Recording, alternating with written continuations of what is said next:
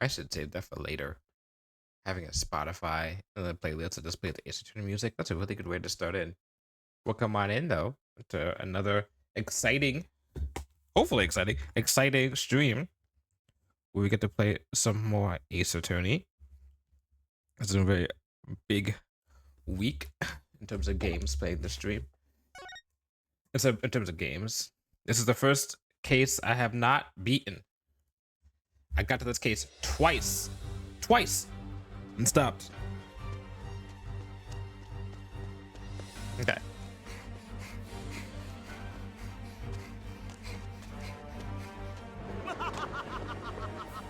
Behold my might!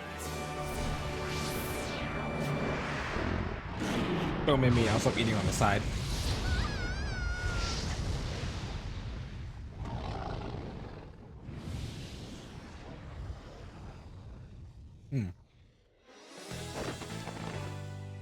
Shame on you, Mr. Rias! No! Using magic for evil!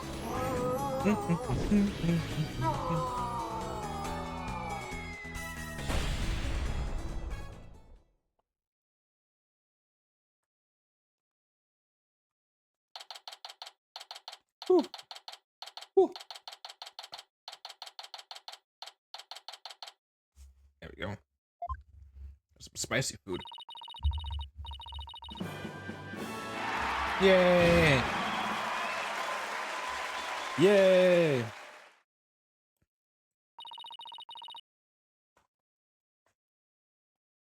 Yay! Oh. No, that was automatic.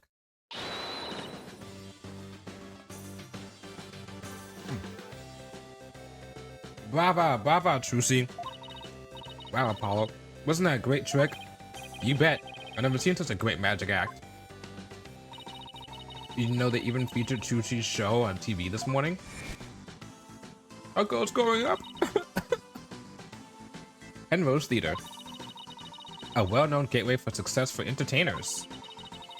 It's here at this famous theater that we'll finally get to see. Trucy writes, Trucian Grammary Land. I forgot from Apollo Justice, how do you say it? Oh, wait, what the fuck? How is my screen so big? Whoopsie daisy. Oh, I know why. There we go. I wonder how much people can actually see. I guess it's gonna be a mistake. Oh my god, it has Steam, I guess. That's fine. The reason why it was big is because I have two separate Elgato captures for when I play Metal Gear Solid, because the resolution changes and I'm too lazy to change the resolution every single time, so I just make one visible and make another one invisible and have different resolutions for each Elgato capture on my OBS. Well, behind the scenes before we get back in. But now that we're back in, the long-awaited revival of the magic of troop grammary. Wow, that explains why there's a TV crew here to cover the show. This is the perfect opportunity to promote the Wright Anything Agency too.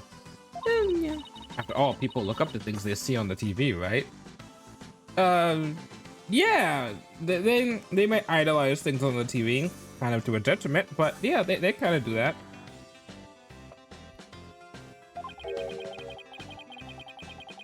But wouldn't they be looking up to the talent part and not the law part of our agency? You gotta be like, what was it in Arrested Development? Blah, blah, blahs, blah, blah. Blah, blah, bar. Blah, blah, bars, blah, bar. How do you say it? I'll look at it afterwards. Also, I'm finishing up my food right now.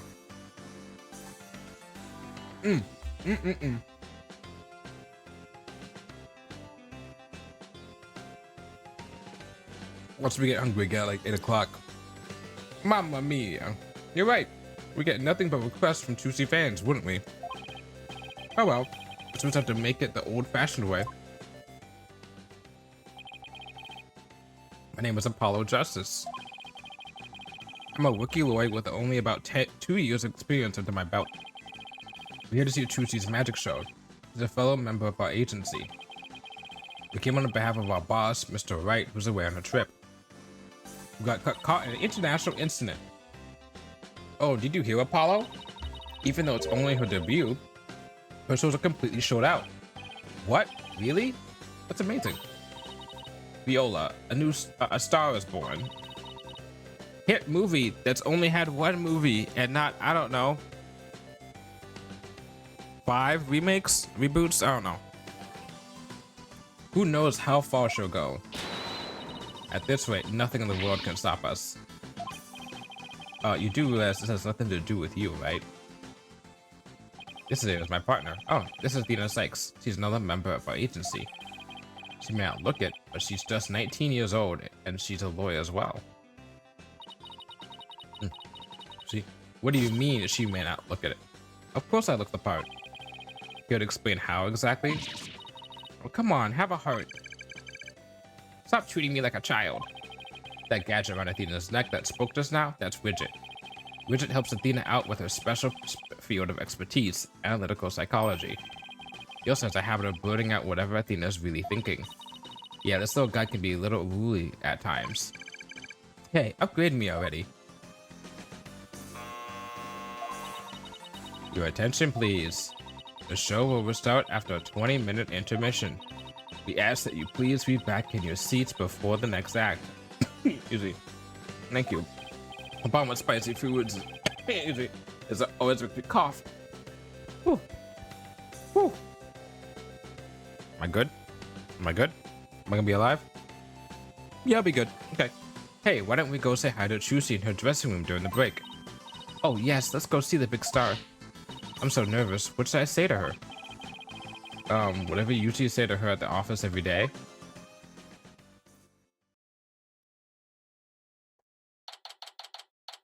This looks like a bunch of other dress rooms you've been to before.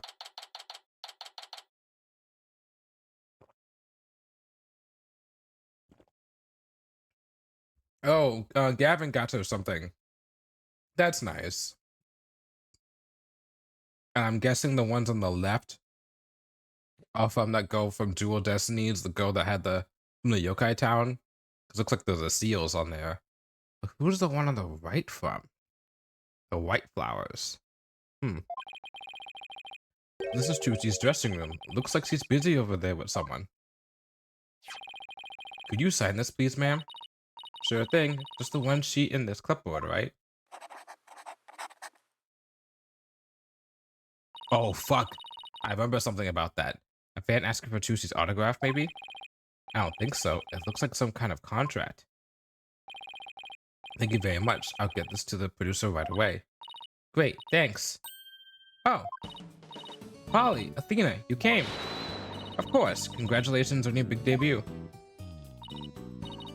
Thanks. Who was that just now, by the way? Somebody from Take-Two TV. They want to turn my magic show into a TV special. They're planning to broadcast it nationwide. Can you imagine? Wow, you really are a big star. Hey, can I get your autograph later, Trucy? Sure. My signature's in high demand today. Like one too, Polly? Yeah, actually, I would. Oops, looks like I ran out of flyers, so I'll have to sign your forehead instead. Hey, knock it off. Look, just forget about the autograph. This is Trucy Wright. She's a magician and Mr. Wright's adopted daughter. She's becoming quite renowned in the magic world these days for her impressive skills.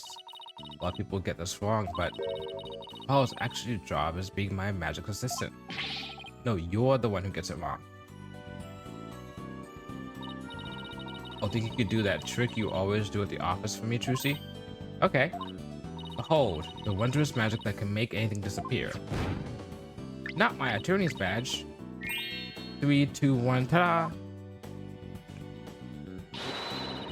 The magic panties are an extra-dimensional galaxy. Oops. Brava, Trucy, brava. Okay, but why do you always have to make my attorney's badge disappear?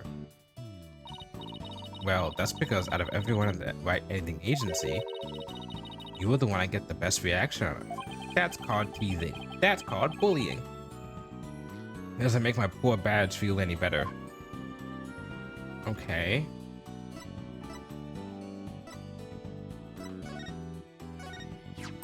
Gotta do it again.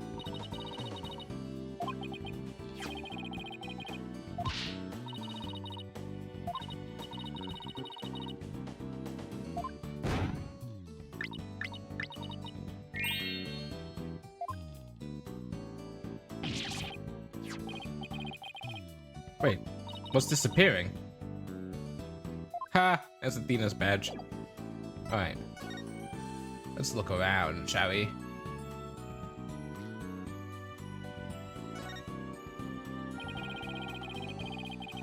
Oh. So we can't even look at anything while we're waiting? Interesting.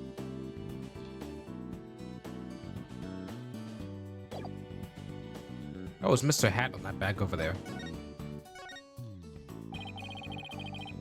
Hey. Thanks again for inviting us, Trucy. Thank you for coming. You sure packs a wallet. I nearly fell into my seat when that dragon showed up. I may not be as loud also because we're gonna be having guests over, so I don't want to be too much of a disturbance. The heads up. When it attacked you, whew, I was terrified, even though I knew it was all just part of the show. That's good, because that trick is the crowning glory of Act 1. I'm really glad you're enjoying the show. Oh, your shows are completely sold out, Trucy. They say your fans are all over the tickets the instant they become available. Like hungry wolves going after their prey. Don't look, you've made a loyal pack of followers for yourself already, Trucy. But you two are the only ones who got a special VIP invitation from me. Yeah, because we're your dad's, like, co-workers. And family, actually, technically. Today it's just a dress rehearsal for the performers, staff, family, and friends. A general robe, huh? That's what they call it in Germany. Is that actually true? Hold up. I'm gonna look that shit up. General robe.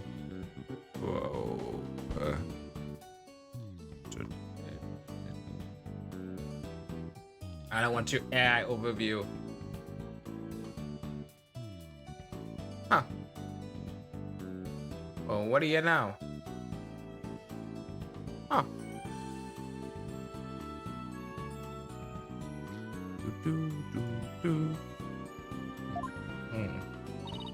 The real show isn't until the day after tomorrow. By the way, let me drink a little more.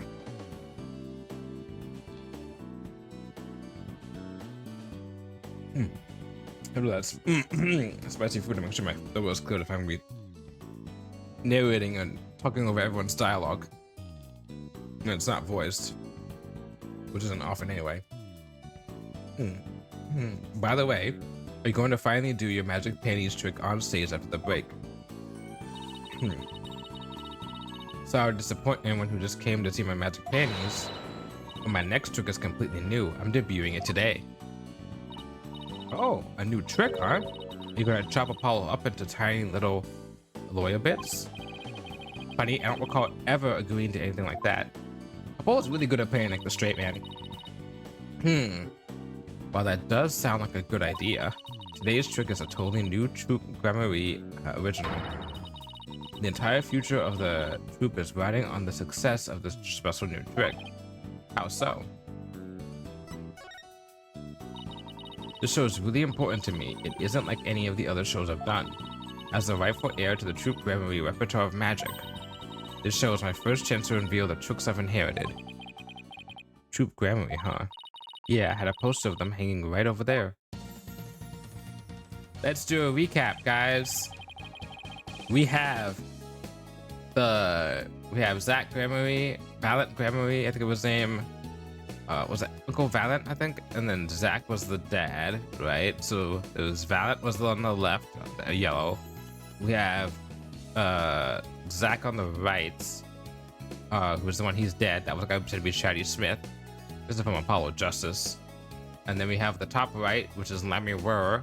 Or I forgot what her real name was, but she was a Gramarye because she was the daughter of the guy in the middle.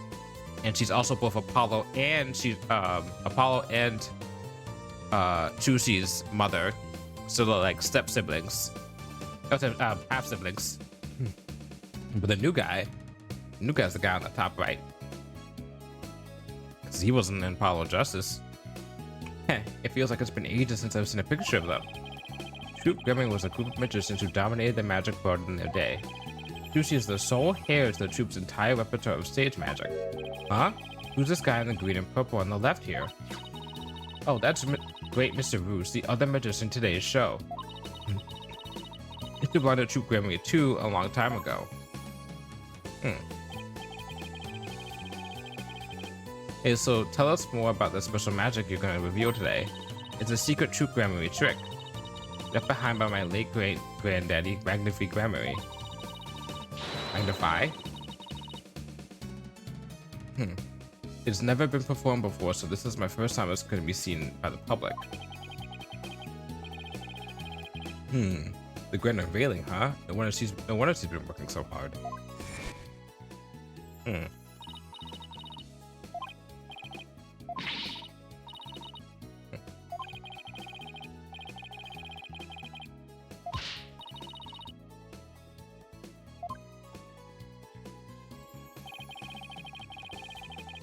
Alright, drink. Done. Trucy inherited all of Troop Gremlin's magic tricks from her father when he died. And the troop's entire legacy is now resting on her shoulders. No wonder she's feeling the pressure. Looks like everything's going well today, though. I mean, that last trick was perfect. Grace under pressure, that's me.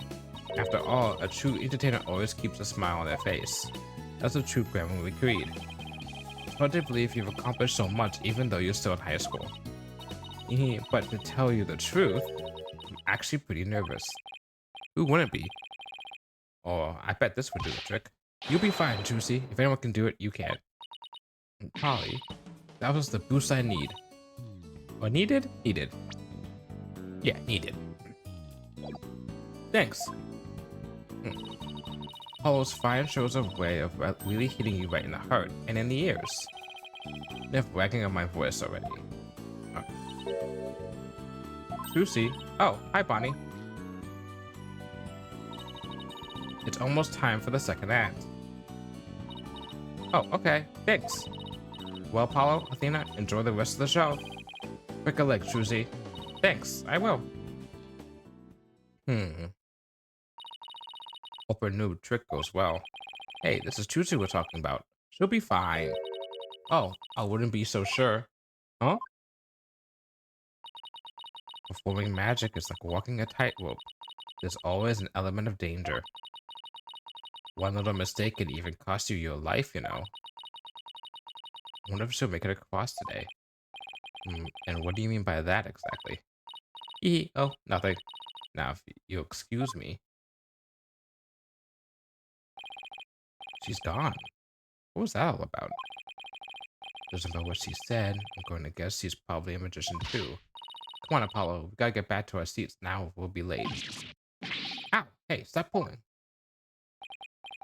Okay, let's see. It's time to move back to the stage. Oh, we can't investigate here? Alright, fine.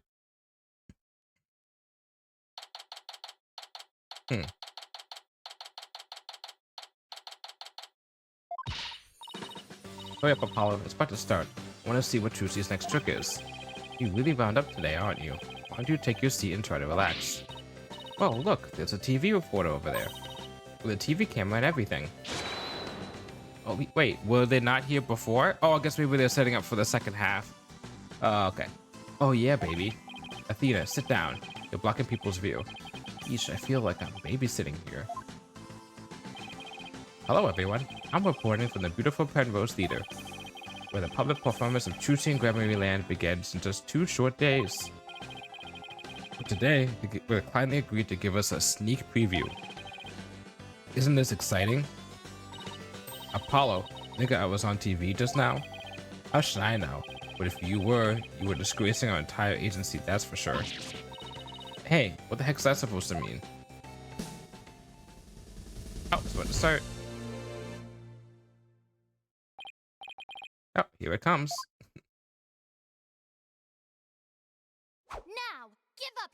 dastardly ways!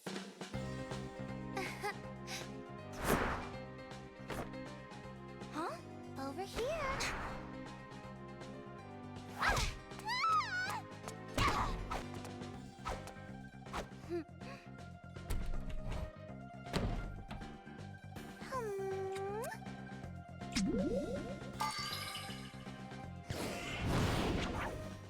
Come now, Mr. Hat. Offer the girl's life up to Mr. Rias and bring him back to life.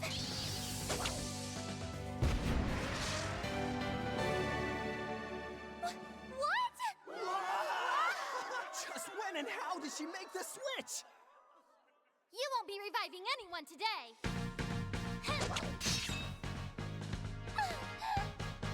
My fucking face.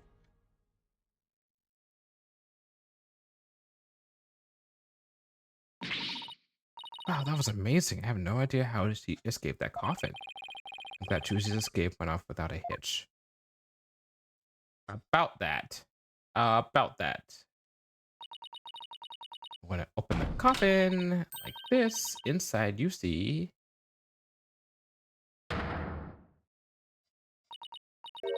Mr. Roos? But how? I wonder what's going on. He's not getting up. Trucy?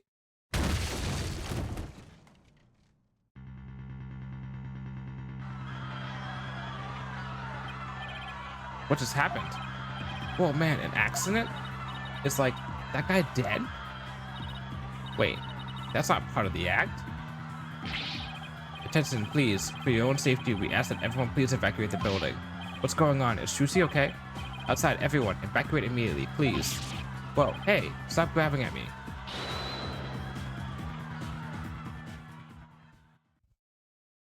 Looks like there's a case of it.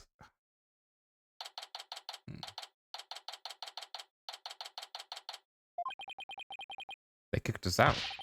Hey, what gives? Someone please tell us what's going on? Poor Trucy. I hope she's okay. Hey, here comes that staff member from before. Your attention, please. We regret to inform you that today's show has been canceled. What? I was looking forward to the rest of it. We are very sorry, but the theater is on lockdown pending a police investigation. Excuse me, is it because of that accident? That man in the coffin, is he? Well, we're still trying to figure things out, sir. But I can tell you that Miss Wright is fine. She wasn't injured, so please don't worry. Thank goodness she's okay. Hey, you there. What the heck's going on? They wouldn't even let me in. Me for crying out loud. What's you with your fucking, like, off-brand Starbucks in your hand? Oh, Mr. Reddin. Ratings. It's like ratings, like show ratings. Oh, Mr. Ratings. There was an accident during the show. An accident? Great, just great. That's all I need right now. Do you have any idea how much money was sinking into this program? And you are? The man behind the scenes, that's who. This is a fine kettle of fish, let me tell ya. It's like fucking Robert Downey Jr. a little bit. Spitting, all of this is gonna be a real pain in my posterior, but believe you me. Spinning, as in covering it up? Look, I gotta get inside. Seriously, can a guy catch a break around here? Well, there he goes.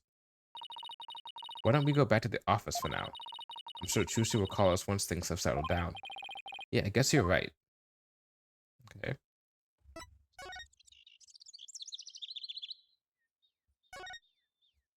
Look at that clock. What the heck?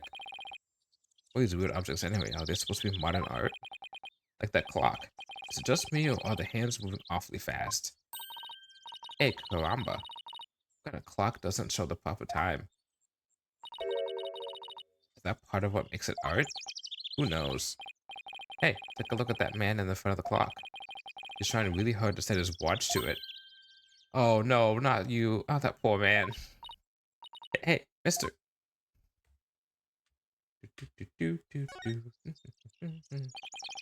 What an odd building. The name Penrose Theater comes from the Penrose Triangle, an impossible object. It's called an impossible object because it only exists as an optical illusion. An optical illusion? Uh-huh. Just like how that cube on the front of the building isn't really a cube at all. It isn't. It looks like a cube to me. Just the way it's shaded. The dark and light parts make it look like it's jutting outward towards us, but it really isn't. Oh, how is that? I don't understand. It isn't? Come on. Let's take a look at it from over there. Okay. Oh. You're right. That's so weird. So is it just like sticking up like to the side diagonally? Okay. Now do you get it? I think so. It's kind of hard to tell. Okay. Look, there's Trucy front and center. So the show actually starts the day after tomorrow, huh? I don't know if you've noticed, but you see that man in front of the poster?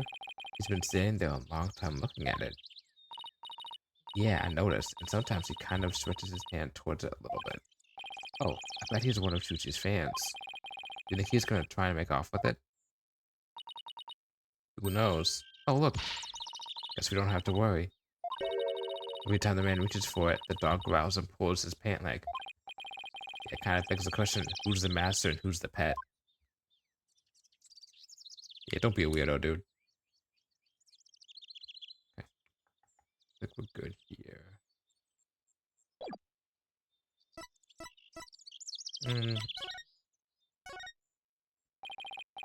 So, Athena, any ideas? Sorry, I've got nothing.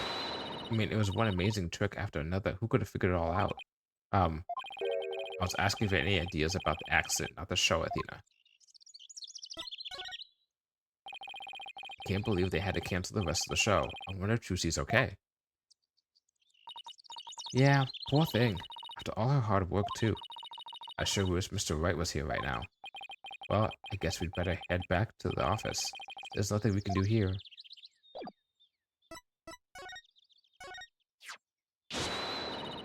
My badge is shinier than yours. Yeah, because yours is newer. Of course, yours is newer than mine. See? Call that dialogue. A great weathered finish like this only comes with age and experience. What? I can get a finish just as good as that on my badge, you know, too. Or two, you know. Getting it dirty on purpose doesn't count, Athena. Pardon? Ha ha ha, what makes you think I'd ever do that? Anything like that? Because you sound like you were gonna do that? Very simple.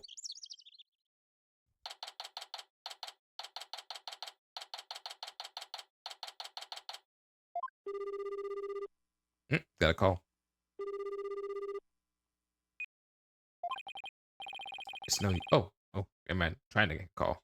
It's no use. I can't get a hold of Mr. Wright. What if something happened to him in Korean? Yeah, he started an international incident. Maybe he got caught up in some kind of trouble again, as always. Yeah, trouble's drawn to him like iron fillings to a magnet. Hey, Apollo, speaking of Korean, they're showing something about it on TV right now. There has been some surprising news coming out of Kingdom of Korean. The country recently saw a defense attorney freeing Wright with a not guilty verdict, the first verdict of its kind in 23 years. Mr. Wright won a trial in Korean? Lawyers are said to be highly disrespected in the Kingdom of Korean. And Mr. Wright's win is an upset victory amidst unprecedented hostility. Wow, did you hear that? First time in 23 years. Yeah, but what was he doing in court there in the first place? I thought he just went for a visit. So he was in some kind of trouble, just like we thought. Next, an update on an unfortunate accident that occurred at the Penrose Theater. Hey, now they're talking about the accident in Trucy's show. Famed magician, the great Mr. Roos, was skewered with a sword and died on the spot. Oh no, so he really is dead. And now, here's the footage of that deadly moment.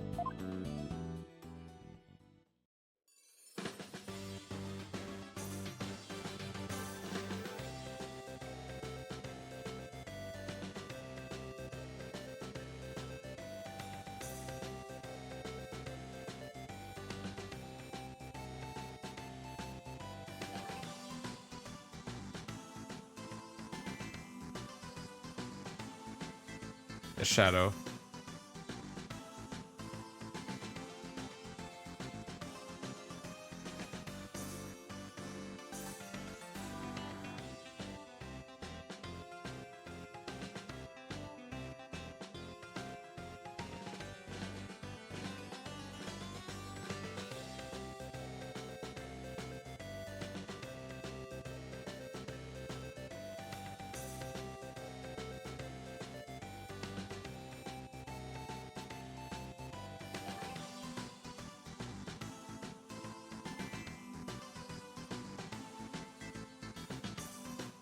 Another shadow going on there too.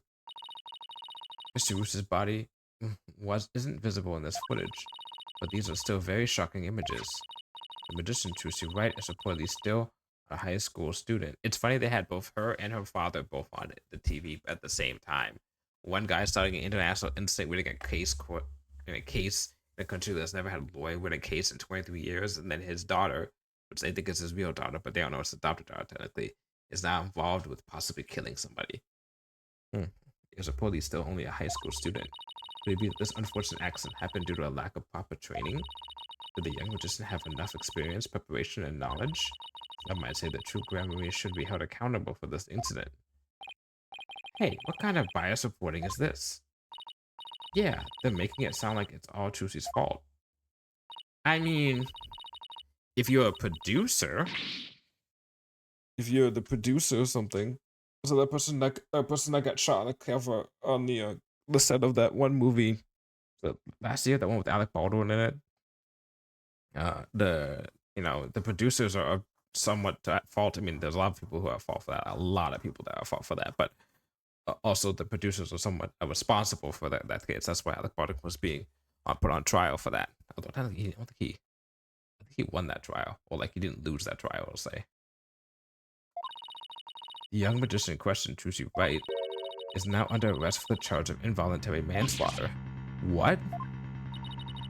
We'll keep you updated as this unfortunate tale unfolds. Stay tuned. Trucy's under arrest. She can't be. Apollo, we gotta do something. Yeah, let's get down to the detention center right away. This is her first time being in jail? Oh, I don't remember. Yeah, I think it is. She's been in jail. Athena's been in jail. Apollo has not been in jail yet. Wright's been in jail once. Mia's been in jail at least twice. Sorry, Maya's been in jail at least twice. Yeah. Before I think I'll jot a few things down about the case. I'll just open up the court record with R. And flip to the bottommost tab with LR to make a few notes. Feels like some kind of to-do list. If we get stuck, yeah, okay, we know what to do this. They thought about that in Dual Destinies. How do they cover it like that? Putting everything on Trucy. I'm gonna stage a huge protest. You'll see. Yikes. Dina's scary when she's mad. Okay, so what's the plan? I'm gonna stop watching TV completely starting today. That's your huge protest? Ah, but there's the show I want to watch this week. I can already tell this is going to be a hard uphill battle. Yeah, good luck with that, Sisyphus. Taking that walk up that hill.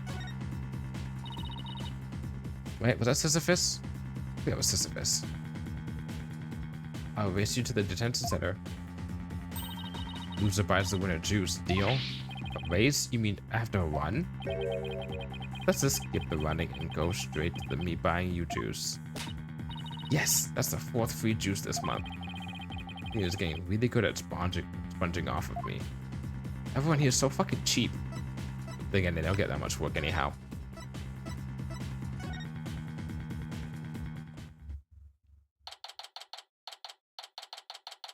April 27th. That's like 19 days from now. What, Trucy? What can we even say to her? Oh, Polly, Athena. Trucy, are you okay? I'm fine. Don't worry about me. You saw the news about the accident on TV. Guess can't Houdini my way out of this one. I got arrested and everything. They say I'm the one who caused the accident. But that's not true, right? To be honest, I don't really know. I mean, I have no idea how an accident like that could have happened. The trick went off without a hitch, I'm sure of that much. Still, the police won't listen to me. They've already decided that it was all my fault. I'm exhausted after all their questions. Looks like she's been able to hang in there at least. Yeah, she really is one tough cookie. I know you're tired, but can you tell us a little about the accident? Asmus, who's the detective in this game? Because it can't be Gumshoe. It's not Fulbright. Oh, maybe it's Emma. Yes, of course. Go ahead and ask me anything. Maybe it is Emma, and I think if I forgot. Maybe it's Emma, and I forgot that Emma's around. I'll be fine. You sure about that? For starters, can you help us understand what happened? In today's show, there was a dead body in the coffin. How did that happen? Was there some kind of accident? I don't really know. The coffin was supposed to be empty when I opened it, but instead, Mr. Roos's body was in there. That must have been a huge shock for you. But when the dragon set piece fell down at the end, was that an accident too? It must have been. I have no idea how or why that happened either. Nothing went the way it was supposed to. I still can't believe Mr. Rios is dead. Actually dead. As tough as she is, this is obviously taking a toll on her. But how did Mr. Rios' body get into the coffin in the first place? Trucy, we need you to tell us the secret of the trick. You know what they say, a magician never reveals her secrets. But I guess I shouldn't make an exception at this time. But if you ever tell anybody, I'll make you my guinea pig for every single new magic trick from now on. So don't worry, I'm a lawyer, remember? Client confidentiality is part of the job. Which is gonna be a problem if we have to explain this in court. So let's call this trick the Trucy's Great Escape. How did you get out of the coffin? Alright, here goes. I'll reveal the trick just for you two. Prepare yourselves for exclusive explanation by magical girl Trucy Wright. There's a secret trapdoor on the stage that leads down to the understage passage. A trapdoor? So when you slept down the understage passage? Remember when Mr. Hat was on stage holding a sword next to the coffin? But by then I had already escaped from the coffin and was waiting understage. And while I was down there, I did several things to get ready for the next part.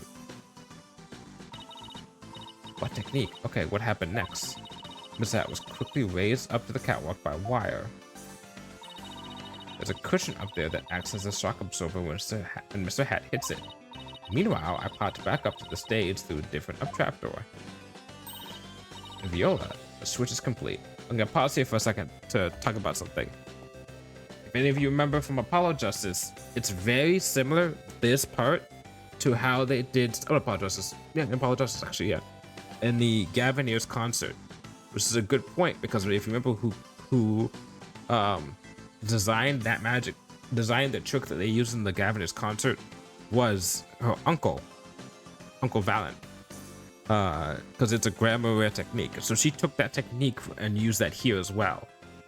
Because it's the whole thing of, because in the Gavineers one, is they were underground, and then they crawl through to get to the other side, and then they come up on the other side.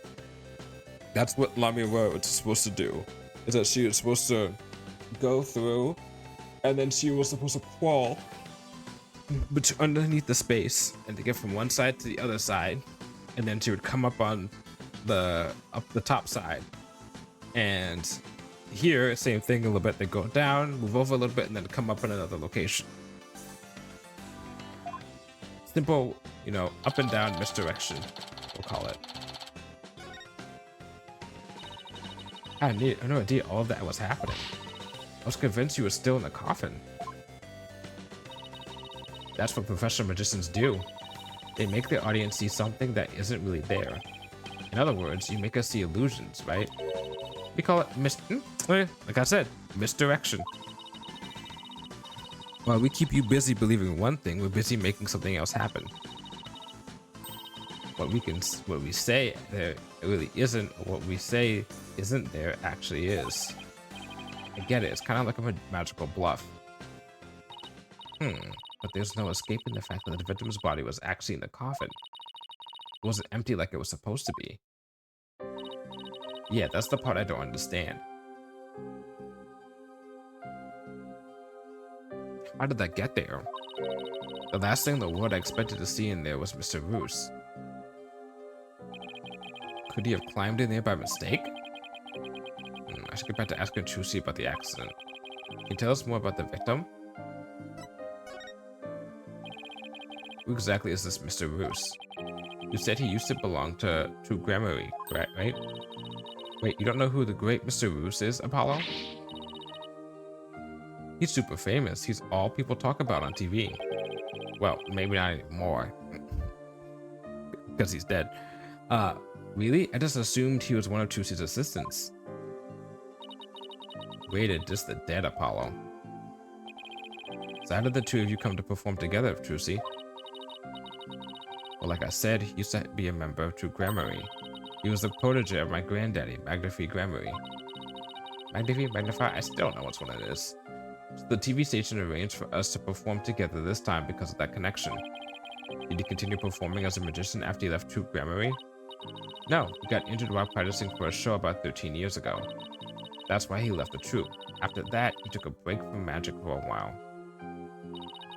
I'm pretty sure it's a recent thing, him getting famous again. I only started seeing him on TV again maybe last year.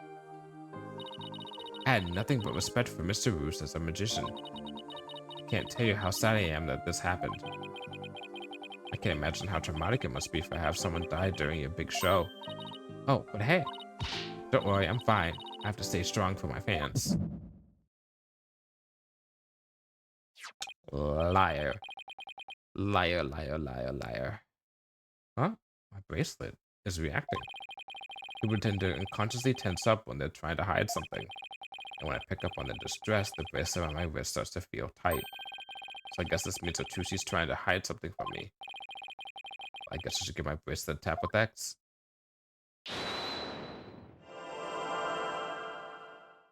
I can skip this part because I know how to do all this stuff. We've been down this rodeo. I've played these games before.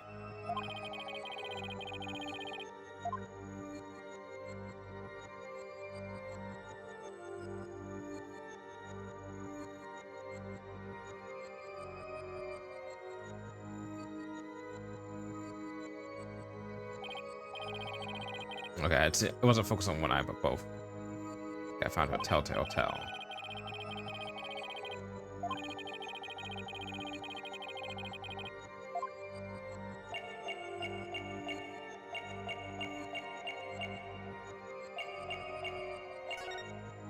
Gotcha! You are not fine. Come on, Trucy. You should know by now that you can't hide anything from me. Don't tell me that your bracelet reacted. Yep. And here I thought my smile was going to do the trick. Heh. Looks like I broke the first rule of being a magician. A true entertainer always keeps a smile on their face, right? I remember hearing you say that before. That's right. It's a Grammy motto that my daddy used to say before he passed away. I'll never forget it. It's one of the few precious memories I have of him. You can't keep everything inside, Trucy. You'll burst. Why don't you tell me what's bothering you? I can't. If I did, you wouldn't believe in me anymore. That's not true. As an entertainer, you always believe you believe in always keeping a smile on your face. As a lawyer, I have a belief that's important to me as well. Take that! Your attorney's badge. That's the one that's bad, so I would always believe in my client to the better end. That's a cornerstone of being a good lawyer. Mr. Wright taught me as much. So no matter what you tell me, I'm going to keep on believing in you, Trucy. All I ask is for you to have a little faith in me, too. I'm gonna have a little faith. Alright, thanks, Polly. Yippee!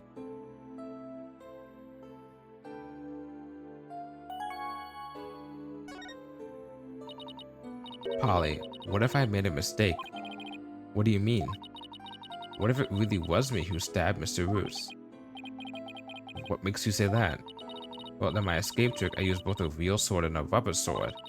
I switched the real sword for the rubber sword just before I stabbed it in the coffin. So even if somebody had been in there, the rubber sword shouldn't have hurt him.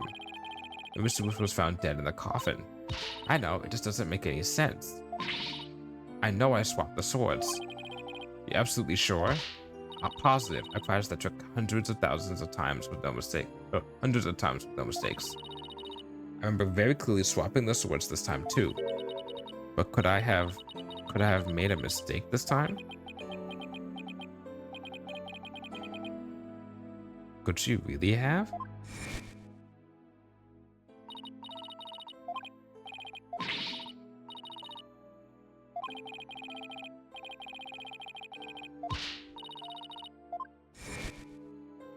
Let's get into that because we've seen that before. Maybe I really did kill Mr. Roos. Trucy. The worst possible mistake I could make. Such a horrific accident right in the middle of my show. And yet, all I can think about is, now that this has happened, Troop Grammy would get its performance rights pulled. There'll never be another show. Everything my family worked so hard for will be gone forever. And poor Mr. Roos will have his whole life and a great career ahead of him. I ruined everything. I destroyed it all. I took it all away.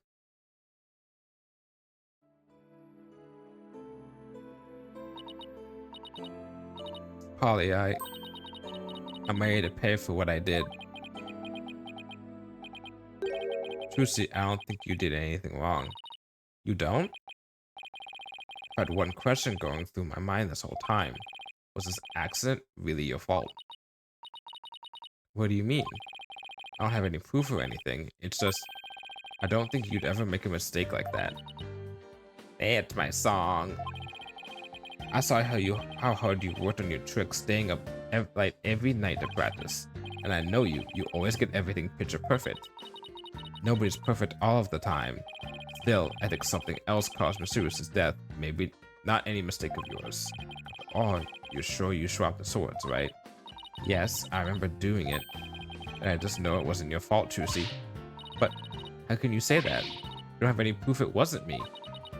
I mean, I know you're a great lawyer, Polly, but I believe in you, Trucy. And I believe in your skill as a professional magician. So I'm going to prove your innocence. Don't worry, you're going to be fine.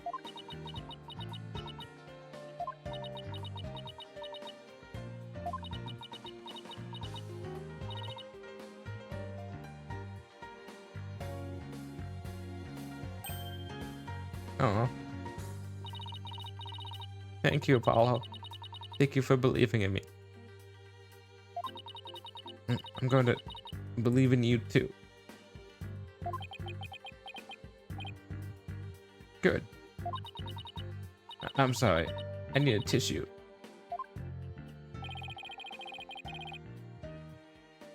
You've never seen her cry like this before, which is, yeah, interesting. It's in the fact that, you know, her dad died. She always seems so strong. But maybe sometimes she's just putting on a brave face. She's still just a kid after all.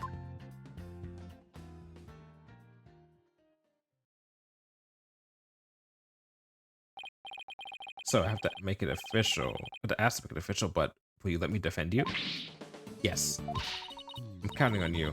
I don't want to have to cancel the show on its opening day. Right.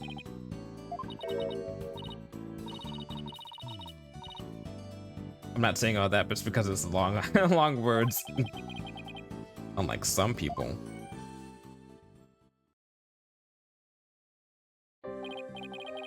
Okay, well, we better get right to investigating. Come on, Athena, wipe that nose and let's go. Excuse you, do you see any snot on my face, Apollo? Talk about an emotional roller coaster. We need to investigate the stage at the Penrose Theater where the body was found. Yeah, I hope no one will try to stop us. If you're going to the Penrose Theater, can I ask you a favor? Of course, what is it? I left a very special notebook behind in my dressing room. Sure, we can pick it up for you.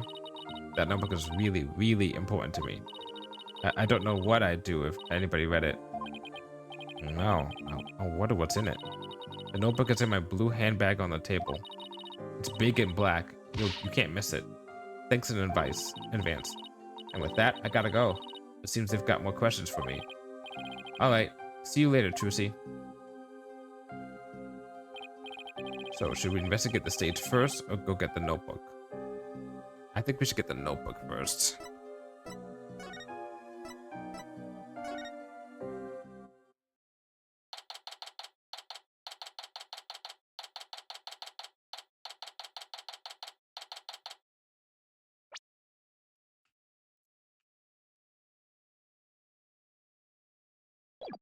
Yeah. The dressing room looks just the way it did before the incident. All these items look kind of lonely without their owners. We have to find Trucy's notebook for her. Let's see, she said it would be in her blue handbag on the table, right? We should see what else we could check out while we're here.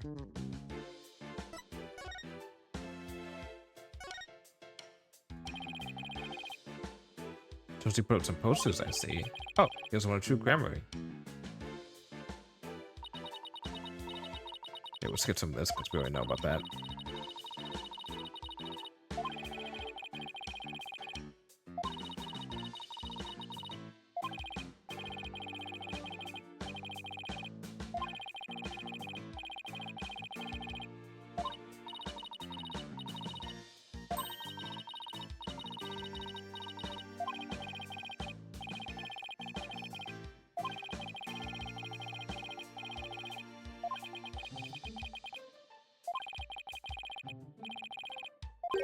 Hey, what's that? Okay.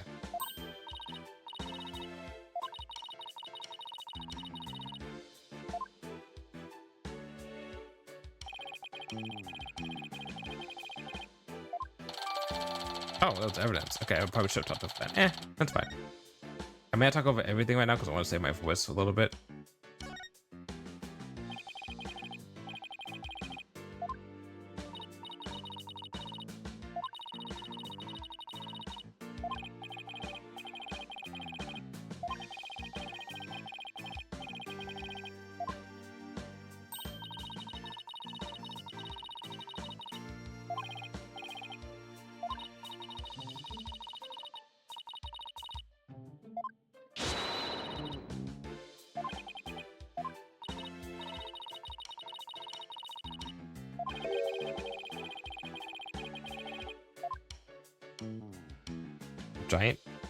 A giant dime.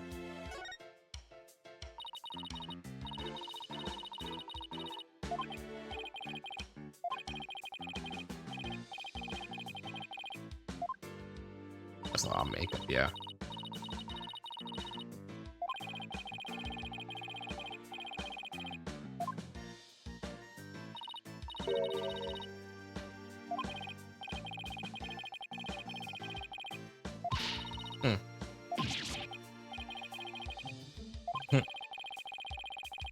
Manga these days are super realistic and informative. I need them for research. I'll say that.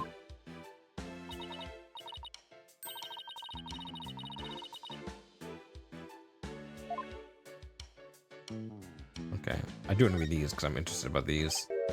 Huh? Oh, these Ninetales flowers? You know, those flowers that only grow in Ninetales Vale? Oh my goodness, you're right. There's a card here and a letter to go with it. The card says, "Good luck, Trucy," from Damien and Jinxie Tenma. May I Tenma and Jinxie, huh? What does the letter say? Let's see. Oh, there's a message for you in there too. You saw Mr. Demon Lord, I said thank you for everything. Thanks to him, I overcame my fears and now I'm not afraid of yokai anymore. And guess what? I've even become friends with yokai like Itan Momen and Konaki Gigi.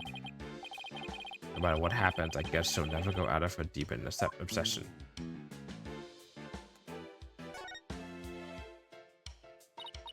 Oh, these are from Prosecutor Gavin. Roses, huh? How like him. Pretentious. It might be pretentious, but you know what? He makes it work. Apollo, I've noticed this for a while now, but you get awfully prickly when it comes to Prosecutor Gavin. You think so? I mean, don't hate him just because he's beautiful. That's not it at all. Hey, these flowers. They're from Lammermoor. Okay. From Mommy Dearest. Lammermoor. Where have I heard that name before? She's a famous singer. They call her the Siren of the Ballad, and she's pretty popular. Why would a famous singer be sending Trucy flowers? Well, we met her through a case I headed up once. Wow, your circle of acquaintances is bigger than I thought. Lammermoor, I don't know why, but her songs really touched me for some reason. Hope she's doing well. It's because she's your mom, man. That's why.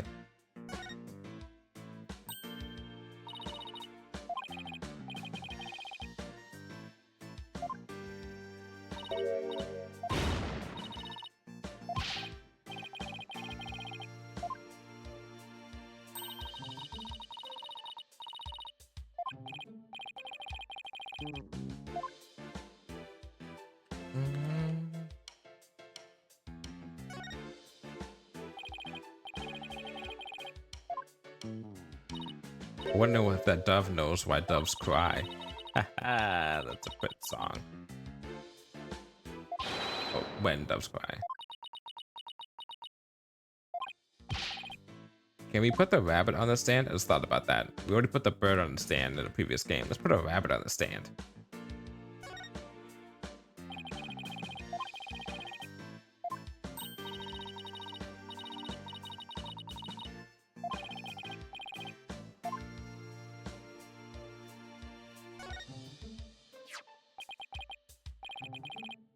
What's this? A script of the show. It says Bonnie. Must belong to that bunny assistant we saw on the show. You and I got to see the first two parts up to the end of 10:20 segment. Okay, 9:30, Mr. turns into a dragon, Trucy's hat trick, 10:20, Bonnie's levitation trick, and Trucy's escape trick. 11, Rooster's fire trick. This will be dangerous, make sure the fire bucket is ready. This Mr. Rooster's fire trick. We didn't get to see that part. Yeah, because they canceled the show after the accident. Hey, there's a note about the fire trick. This would be dangerous, make sure the fire bucket is ready.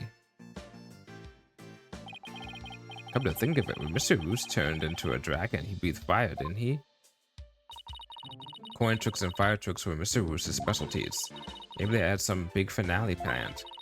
Mr. Roost and Trucy would face off in a grand magical showdown after his survival. Well, what do you know? Do, do, do. Do, do, do, do.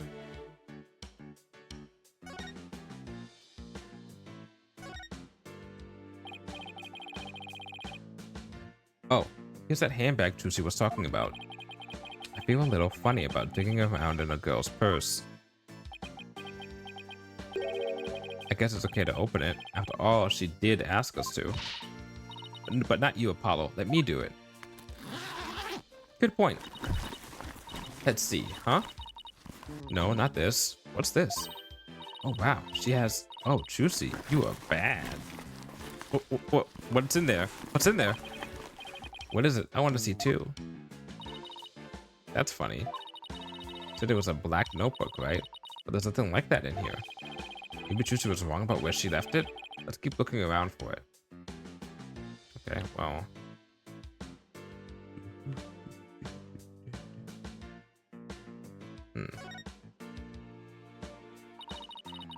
Say we take a look through Mr. Roost's things too. Hey, is that a notebook sticking out from behind his briefcase? You're right. It's practically screaming over here. Look at me. Oh shit, I didn't even notice it is up there. Do you think it could be... Oh wow, Athena. Hunter's right. It's Trucy's notebook. What's it doing mixing Mr. Roost's stuff? Good question.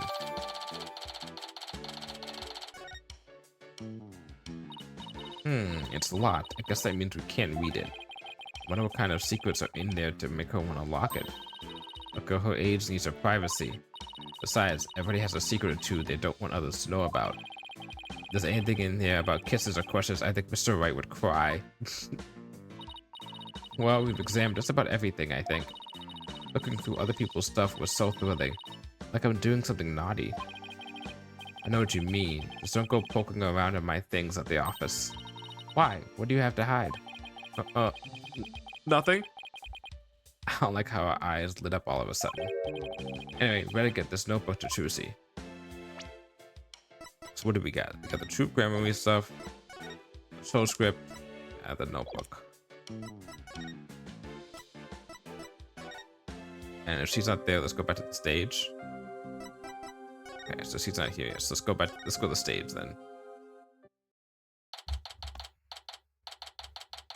Stretch. Ooh, stretch, stretch, stretch, stretch, stretch, stretch, stretch, stretch.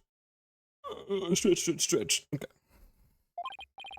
Okay, let's get down to business. To defeat the Huns, I gotta say it. I have to say it every time I see those words together. Hey, what do you think you're doing? We're the attorneys for the defendant in this case. It's alright if we examine the scene. Of course it's not alright. I don't care if you're the defense or the president. No unauthorized investigations. Oh, come on. It wouldn't kill you to let us take a little look around. I said no. Now get out of here. Scram.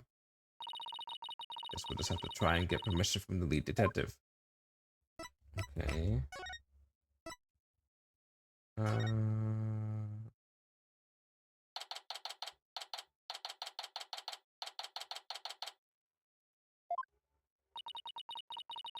person you're trying to call is not available. After the tone, please. I tried calling Mr. Wright 100 times, but he never picks up. We've left him some voicemail, so he'll probably get call once he gets them. He's gonna flip out when he hears what happened to Trucy. Hey, is this the place? The theater where magical murder happened? Oh yeah, wonder if they brought the dead body out yet. I hear they already arrested the murderer. They say it's a young girl. Yeah, a high school student. Can you believe it? Kids these days. What's with all the curious bystanders? They sure are kicking up a fuss. How dare they call Trucy a murderer? They've got some nerve. We can't let people think that about her. We have to defend her. Apollo? Is that you? Hey, it is Emma. Okay. It's been a while. How have you been? Oh, can't complain. I haven't seen you in ages. Emma's not usually in the best of moods. So I never quite know what to do or say around her. Well, we have some business to take care of, so I guess you'd better get going. Hey, wait a minute. What? Was it something I said? You're damn right it's something you said. What's with you brushing me off like that? We've got heaps to catch up on.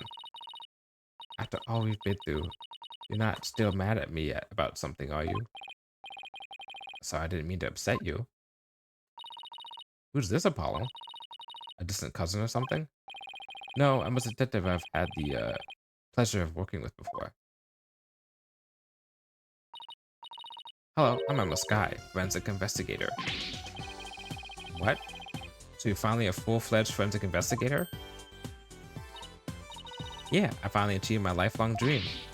Look, I even have an official forensic investigator armband and everything. That's great, Emma. I bet the exam was really hard, huh? Oh, it's a cinch. Really? I thought you said something about failing it over and over. Well, never mind that. The important thing is, I'm not a plain old detective anymore. So more boring old investigations for me. I'm so happy I could hug the whole world. Come from you, that really is something. I really like, of all the people in this franchise, I really like the growth of Emma Sky from being that kid that was suspected, that whose you know, sister was suspected of being a killer, who wants to be a forensic investigator when she grows up, who was like Maya's age, to growing up to being this forensic investigator herself. She's the only person I think that you've seen the growth from point A to point B completely. Like everyone else has kind of been like already like a detective or like a attorney or something when we start off, but she's the only person who wasn't even in the field yet. She was just like practicing like a smidgen. Criminals beware. Fingerprinting, luminar testing, DNA analysis. Emma Sky is raring to go, so bring it on. Wow, I guess it's goodbye, grumpy clothes. Hello, fanatical sun. She's very cheerful, isn't she? Is it because of the weather or something? She sure wasn't like this before. She was pretty frustrated back when she was assigned to the criminal affairs department. And she was always munching on chocolate snackoos to relieve her stress. Like Cruz and stress are a thing of the past. Say goodbye to both of them. May you never have to see either again. By the way, are you here because of the murder? Murder? Don't you mean the accident? Oh, then I guess you haven't heard. The case is being treated as a straight up homicide now. What? Okay, well, you just said what already, but I said what already, but again, what? Just so you know, I heard that the prosecution is going to argue tomorrow that Trucy outright murdered Mr. Roos. What? Are you kidding? They're treating it as a murder? Emma, please tell me everything you know. Of course, anything to help Trucy. It's been 2 years since we first met. But you're still a newbie to me. Hey, that's not fair. I'm not even the newest lawyer in our office anymore. Yep, that's Apollo and me. There's 2 newbies working our way up. Aw, look at you two, the newbie duo. Must be nice, right, Apollo?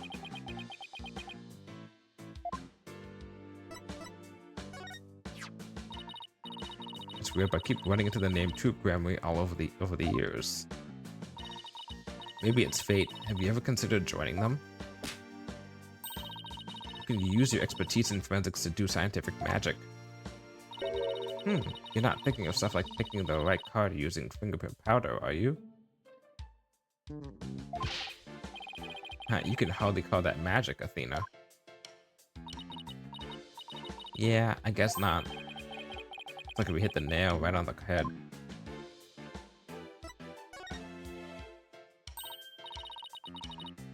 I guess that's nothing then.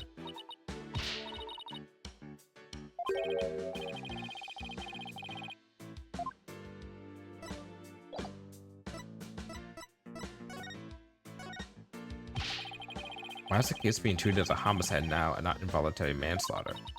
Well, apparently, there's something that proves it was straight up homicide. Well, that's vague. You know any of the details? No, I'm afraid that's all I was told. Really? How come? Well, because the lead prosecutor is kind of a hard guy to read. But maybe it's just a culture gap thing? Anyway, he's not one to really share his thoughts. Wait, what do you mean by culture gap? Oh, I forgot, it's not Gavin. I mean that he's a foreigner, so his way of going about things is different. So who exactly am I up against tomorrow? Congrats on finally becoming the forensic investigator you always wanted to be. Thanks! I failed the exam so many times, but I finally did it. I can finally use my forensics kit openly whenever I want. Oh yeah, you used to have the stealth to use the kit you sent away for. Oh, I still use that one too. But now it's more of a hobby kit. It's important to have hobbies too, you know? Your hobby is your job? Okay. So basically nothing's changed? Are you kidding? I don't have to worry about getting in trouble for taking fingerprints for fun now. It's positively life-changing. I could take all the prints I want. A long period ago, a long time ago, I had a small little bit of a want to be a forensic scientist. Cause I watched CSI and I was like, that's neat. And I was already watching shows like Detective Conan and I was like, that's cool to solve mysteries. I don't know whatever happened to that dream. I think it just like devolved. I took one forensic science class in high school for a year. It was actually pretty good, pretty fun. I learned about some stuff like blood droplets. Like you could look at a blood droplet and tell which way it fell, like the person was moving kind of. And like the distance between the droplets, you can tell how if someone was running or walking with it. And then stuff about rigor and liver mortis, stuff about fingerprints, footprints. What else did we learn about that class? I wish I could pull up my old notes about that. That'd be cool to look through. Sure, I'm sure. I've been collecting all the prints I've taken into a personal database. Actually, you know what? I think I'll do that. I think maybe this month or next month I'll try and like relearn some forensic science, especially if I ever want to make a detective game of my own. It'd be a good thing to know how to do stuff like that. Hold out your hands. I need to get you prints too. Just promise me you won't use them for evil. I can't believe she took my prints too, Apollo. Although, on hindsight, if I start looking up stuff about forensic science, I wonder if that's gonna be something that's like gonna get me flagged or something. If it's like, this guy's looking up how to like solve a murder, maybe he's trying to commit a murder or something. I don't know. You never know how things are in today's time. People may misconstrue stuff. I should be fine. Chief Prosecutor Edgeworth has been reorganizing the prosecutor's office lately. As a part of that effort, he's gotten rid of a lot of prosecutors. The prosecutor's office is looking pretty empty these days. Well then. And that's how one prosecutor got assigned to this case. How many corrupt prosecutors did you have to get rid of? That's part of it, yes. Well, we're short on prosecutors, and this guy just happened to be visiting. And what's the purpose of his visit? Well, some insurgents from the Kingdom of Cryan are thought to be hiding out here. And as an international prosecutor, he apparently came to investigate the matter personally. So he's from the Kingdom of Cryan? That's right, he's also a Cryanist monk. A monk? So how did he get assigned to this particular case anyway? Seems he's very devoted to furthering his studies as a prosecutor. He went to learn about how crime scenes are investigated here, so he just showed up. So he was just curious, huh? He looked into the entire crime scene over quite earnestly, just as everyone was ready to call it a case of involuntary manslaughter. This is most certainly a murder, the cruel act of an imperial soul. That's what he said, just like that. And he volunteered himself as the prosecutor for this case. And we already know about the Cryanists, that they're not very big on the whole defense attorney thing. So let's see how that goes. He's gonna have to, although we kind of like fucked over their culture by being like, no, defense attorneys can still be a thing. You could already expect them to, you could kind of expect them to probably be the opposite, to be the same, and then be like, oh, like, this case is over right now. We should listen to defense attorneys. But maybe you have an open eye and like be able to like accept our culture of having both defense attorneys and prosecutors be in court, being able to make their arguments. He volunteered himself as the prosecutor for this case. With the shortage of prosecutors right now, the prosecutor's office was glad to have him. So Trucy was arrested for murder all because of this guy, huh? I have to say, he's definitely not your typical prosecutor. It says court is where a victim receives their last rites. Where the truth is revealed, the criminal is judged, and the victim's soul sees salvation. Receiving last rites in court allows the victim to finally rest in peace, or so he claims. I get that idea. So to him, a trial is like performing a funeral rites for the victim, huh? That's certainly a unique way of looking at it. His name is Nayuta Sadmadi. Sadmadi, yeah, okay. What? Nayuta Sadmadi? That's right. What, do you know him or something? Oh, I guess you can say I've heard of him. Yeah, well, he is pretty famous. Really? Yes, they say he travels the world solving difficult case after difficult case. When there's a hard case to crack, he's called in to prosecute it. Wow, sounds like he's gonna be a tough to beat. I can't believe this. I have to stand in court against him? He seems like a very kind and gentle person, though. He's very polite and understanding to everyone he talks to. Huh, so he's a pretty agreeable guy, then? Yeah, he's bound to see what kind of person Trucy really is. But don't they hate defense attorneys in Cryan? They do. Would you even listen to what we have to say? I don't see why not. He certainly seems like the type of person who would. Even so, do you think you could do us a favor, Emma? Could you tell Prosecutor Sadmadi about Trucy, about what a good person she is? Of course. Leave it to me. I'll make him understand there's no way Trucy could have committed murder. Hope he listens to reason. Me too. This is looking pretty bad, Apollo. They're calling it murder and they even got proof. What are we gonna do? Investigate? Look on the bright side, that's what. Bright side? What bright side? Well, the good thing about there being proof is that it has to point to the real killer. If we can find out who that is, we can prove Trucy's innocence. Oh, hey, you're right. Which means our objectives are clear. We have to find two things: proof of Trucy's innocence and evidence of the true culprit's identity. You know what, Apollo? You're starting to give me a glimmer of hope. And that means there's only one thing to do. Emma, would it be alright if we investigate the crime scene? If I said no, you just do it behind my back anyway, right? Yep. Would I do something like that? Guess the jig is up. Oh, alright. But I'd better come along. Who knows what sorts of mischief you'd get up to if I'm not there to keep an eye on you. Mischief? Sounds like Emma trusts you about as far as she can throw you, Apollo. What do you mean? I'm so trustworthy. What do you mean? He has been known to move things around at the scene of the crime, you know. And what about you? You used to do all kinds of forensic tests on things without permission. There's nothing wrong with that. After all, forensics is always on the side of justice. How's that even remotely fair?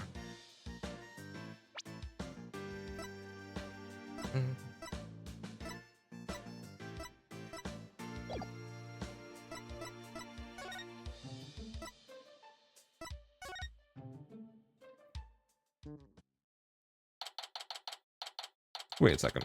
How old was that guy? That TV guy? Okay, I was gonna say. Watch him be like 30. And I'm gonna cry. 35. Oh my god. He's only 4 years off of me. Oh boy.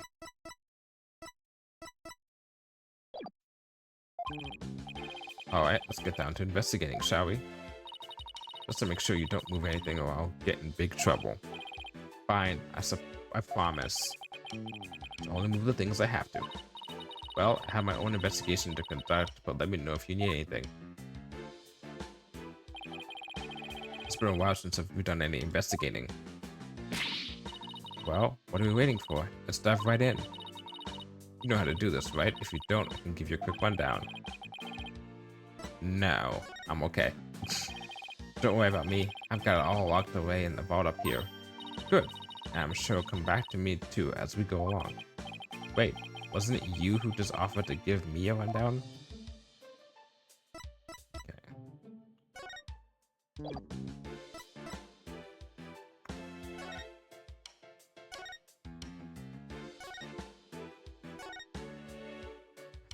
Three sides. So let's start with the front. The video camera is pointed right at the stage. I wonder what it recorded. I want to take a peek, but Emma would... Wow, this residue data is so fascinating. So fixated on that bloodstain data, her eyes are getting bloodshot. Quick, Apollo. My Emma's off in forensics fantasy land. Let's see what's going on in the camera.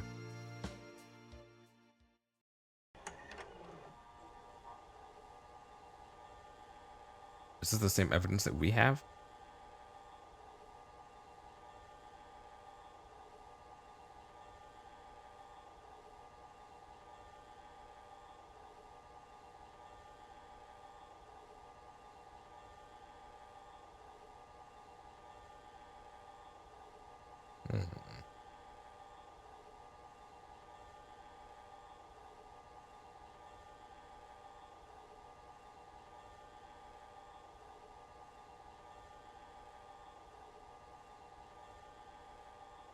The camera shook with that.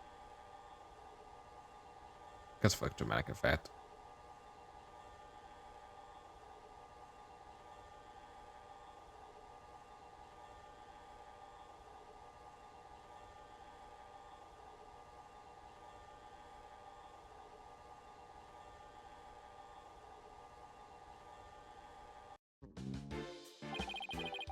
It's the same footage we saw on TV where you can't look at the body at all. Oh, did you notice a strange shadow in that footage? No, why? I don't think it was my imagination, but I'm pretty sure I saw something. Strange shadow, huh? I wonder what it was. Okay. Oh, I've seen something like this before. It's like that game where you stick sword into a barrel until a little man inside pops up. Huh, that doesn't sound like any game I've ever heard of. Really? It's pretty famous in Europe. Did you have anything to play with as a kid? Oh, you know us simple Americans. Yeah, Americans. Definitely Americans, yeah, We're happy with just a hoop and a stick. Oh, you're not that old, Apollo. Oh, hey, this is a curtain. I wonder what's behind it. The backstage area. There's magic equipment and stuff like that back there.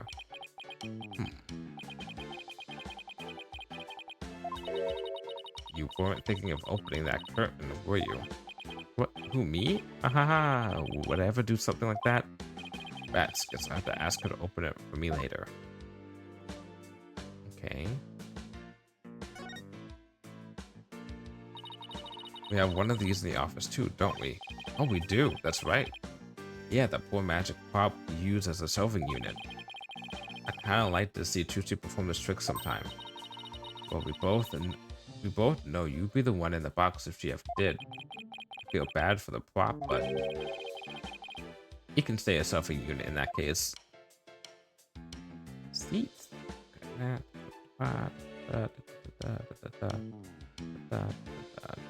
Is that the her or is that the dragon?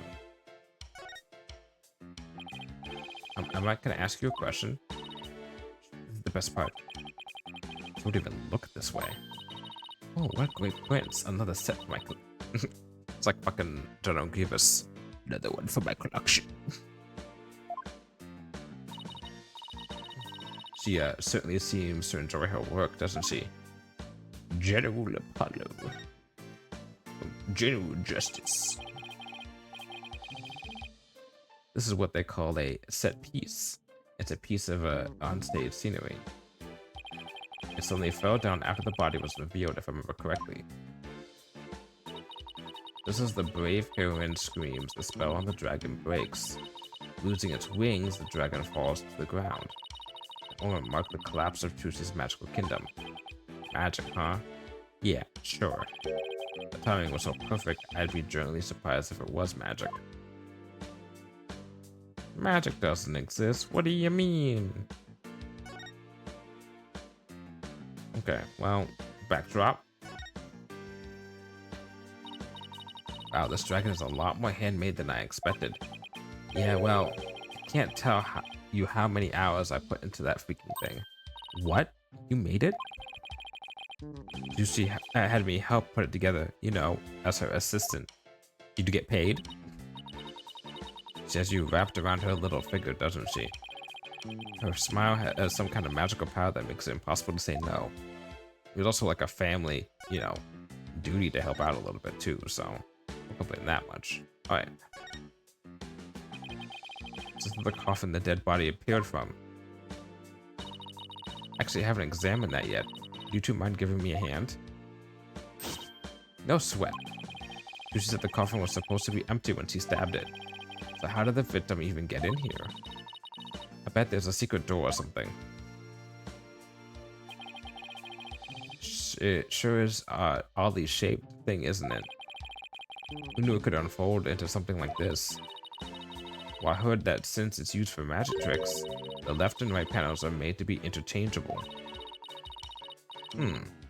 How that helps with magic tricks though, I have no idea. But I'm sure they make use of it in some way that we can't even imagine. Let's look at this first. Wait a minute. It looks like the bottom of the coffin opens too. Oh, a secret door. Let's try opening it.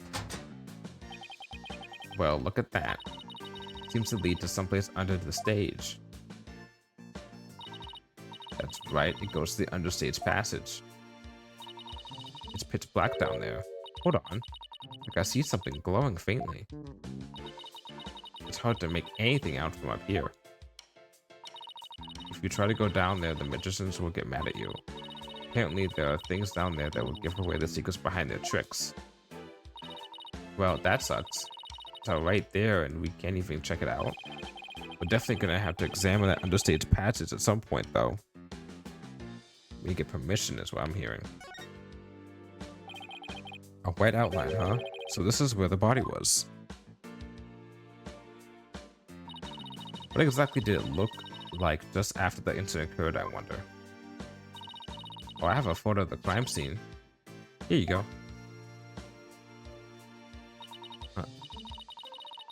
Wow, it looks like he was stabbed in the back. Yes, that's definitely what killed him. What's this thing around his waist? It's a stunt harness. A stunt line can be attached to it so the person can float and fly through the air. Come to think of it, he did fly in Act 1, didn't he? Okay, so we already know there's something wrong here, right? Because stabbed in the back, but then in the video it's stabbed in the side. So the only thing that would happen is if he was turned directly to be facing that way. Can't we just examine the sword and determine if that's a real sword?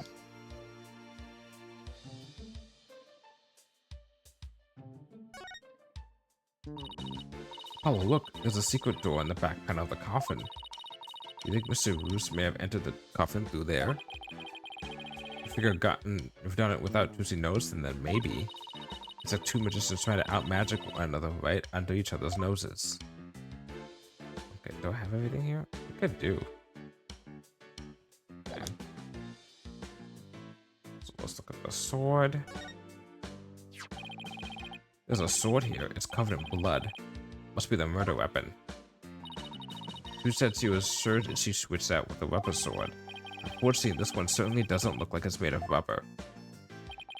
Hey, Emma. Were there any fingerprints on the sword? Let's see. According to my data, no prints were found. That could be because the culprit wiped them clean off. Come to think of it, Trucy was wearing gloves during the show, so she certainly wouldn't have left any prints either.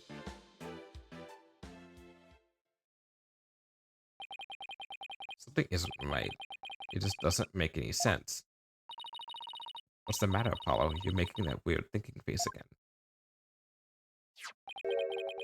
How did what should have been a rubber sword get switched with a metal one?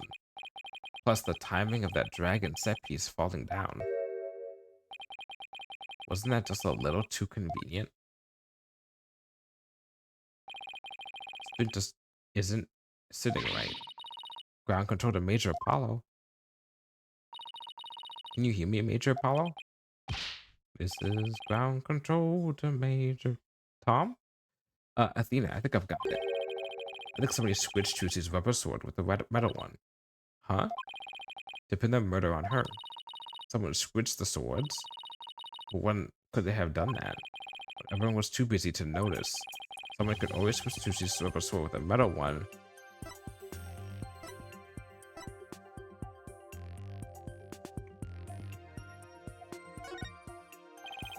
After the set piece fell, everyone in the audience was kicked out of the theater. In the ensuing chaos, someone could have carried a cover-up operation. Anyone with the stagehands or show personnel could have done it before the police arrived. So what you're saying is someone actively trying to frame Trucy for the crime? Yes, someone disgusting individual was trying to get away with a murder.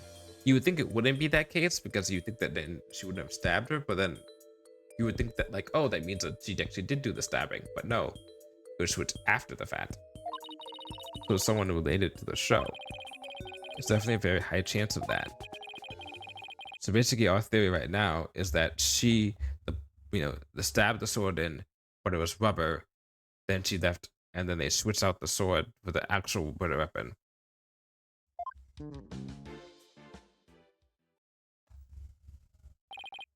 Let's see, what else do we need to do on this on the stage?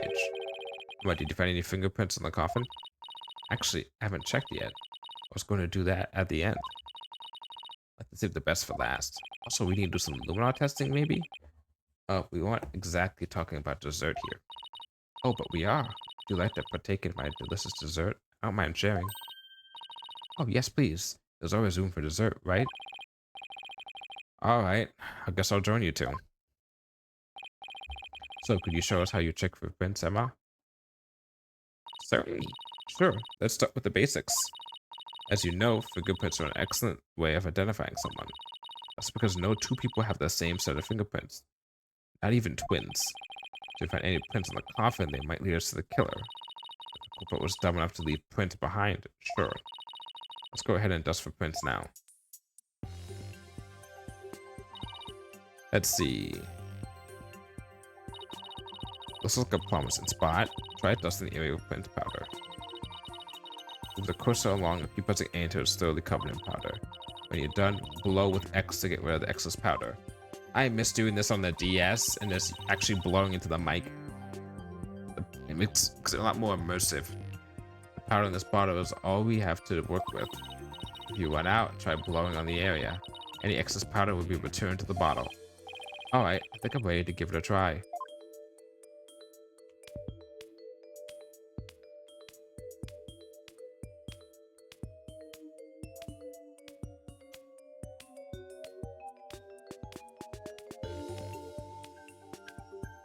Just think, if you're a forensic scientist, you actually have to do all this. Let's just keep it going. What? Oh, I'm out. I know this. I forgot that you went out.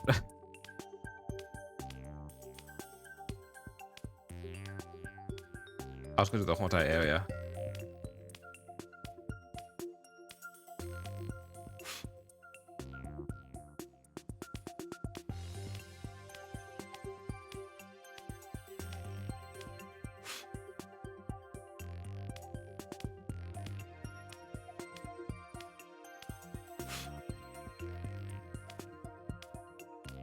Interesting.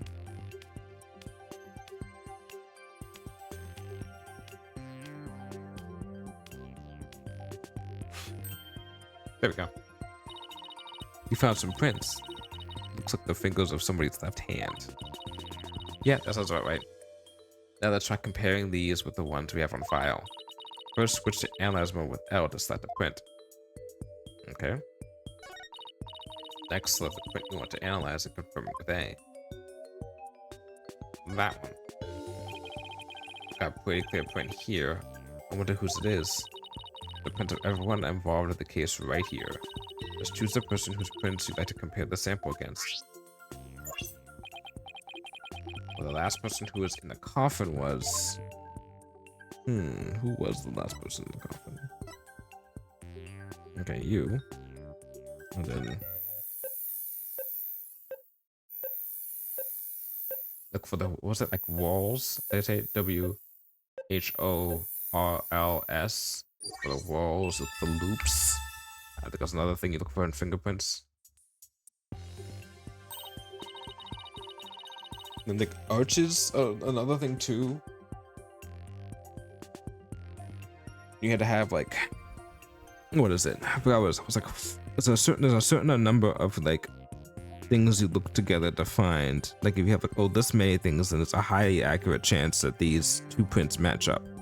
I forgot how much it is. Like if it's like 4 or 5 or something like that. At least when we were testing it, like when they were like, oh, you had to compare these things. If you find this many matches, then for the purpose of whatever we're trying to teach you, it's correct. Okay, well, if we found prints here, maybe we can find them elsewhere on the coffin too.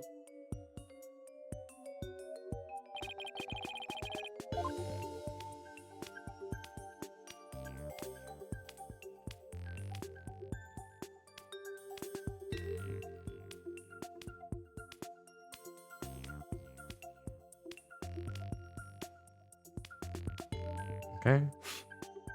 Ooh. Ooh.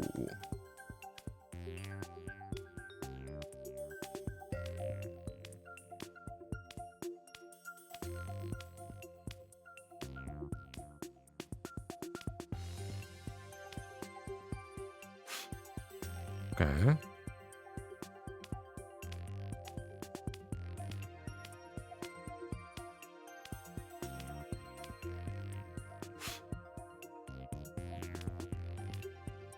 Am I missing a finger? Why is it not like saying, oh, we got enough right? Why is it being like, oh, we don't have enough? Why is it not being like, oh, you have enough prints to determine something? That's one thing about this, it's kind of fickle. Let me go this way. Let's see if maybe... let's do the outside and see if we get anything here.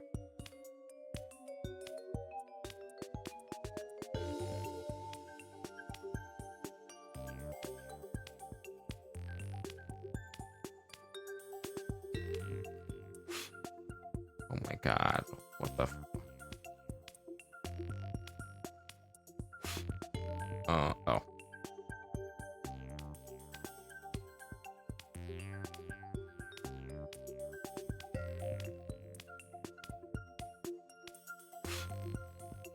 Okay, well then, if that's the case, then what am I missing?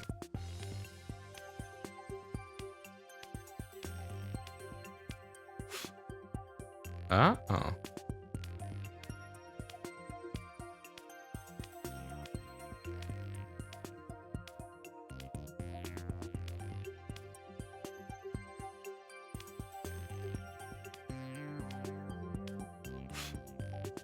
Okay, from there.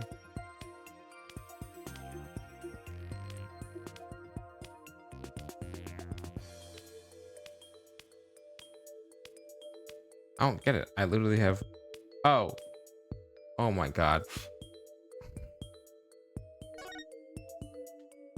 I had to hit the analyze button. I wasted what, like 5 minutes doing that. God damn. Prints are apparently mysterious too. Should we try looking for prints on the outside of the coffin now? Yeah, let's do that.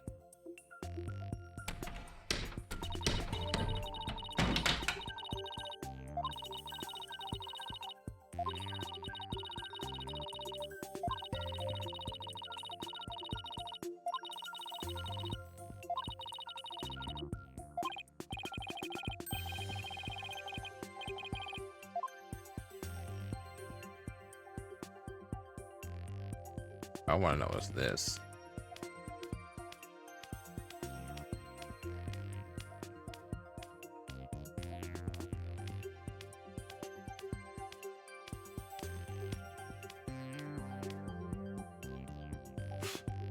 Nothing. Okay.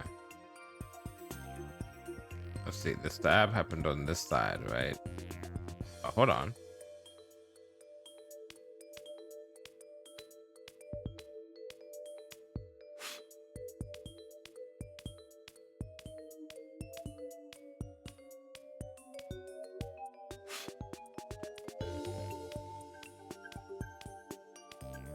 Which way is right side up? So this is the right side up. This is the bottom. This is the top. Okay. Not gonna waste our time with that. We're just gonna go straight to analyzer mode. Got a print. Alright. Let's check it against my data. That's funny.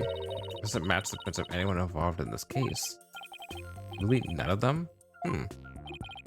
Now then, I wonder if I can find any more prints. Oh, hold on.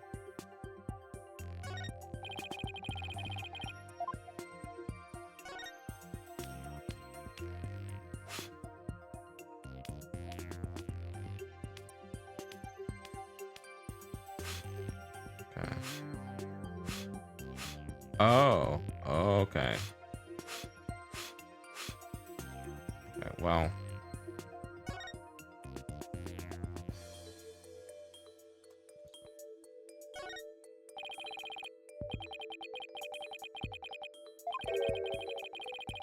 Maybe when someone put this lid on the coffin. There's one part during the show where someone put the lid on. So Trucy had gotten into the coffin. If this print should belong to you.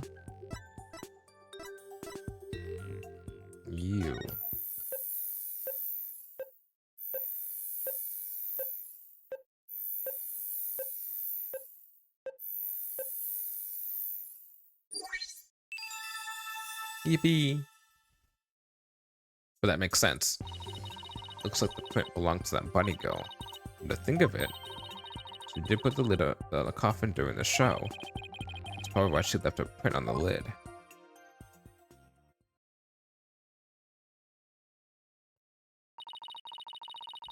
Looks like that's about all the prints we're going to find. Some of everything prints we found belong to the victim, Mr. Roos, the bunny assistant Bonnie, and some third unidentified person. That's strange. We didn't see anybody else up there on the stage during the show. Does that mean some outsider was up there? Someone unrelated to the show? I guess we can't really say at this point. Well, thank goodness we didn't find any of Trucy's fingerprints, right? It's only because Trucy was wearing gloves. Hey Emma, there's something else that's been bothering me about the prints. Don't you think there's something odd about the Mr. Roos's prints? Odd? What's odd about them? The position. Where if Mr. Roos was standing in the coffin facing forward, if he got stabbed, he would have been stabbed from the side. Yeah. You know, they have prints like this, right? When we look at the actual prints, they're facing backwards. Oh, yeah, that too. It doesn't make a whole lot of sense. Hey, what do you know? You're right. Wonder how the end wound up like that. Maybe he was accidentally facing the wrong way first, but then turned around later? Well, the coffin's much too small for a guy his size to turn around it. About all he would have been able to manage is maybe a little bit of twisting. But it really doesn't make any sense, does it? I think I might have hit on something major here. Oh, I have just one more question, Emma. Oh yeah? What is it? Mr. Roos was stabbed in the back, right? Yeah, we go. There we go. But if he was standing in the coffin like this, how would that have worked? Oh, right, that. Lead prosecutor has an explanation, actually. He thought that the victim might have tried to dodge the sword as it came into the coffin. Okay, so maybe he twisted his body and the sword ended up stabbing him in the back. That's his theory, anyway. I see. Guess that sounds plausible.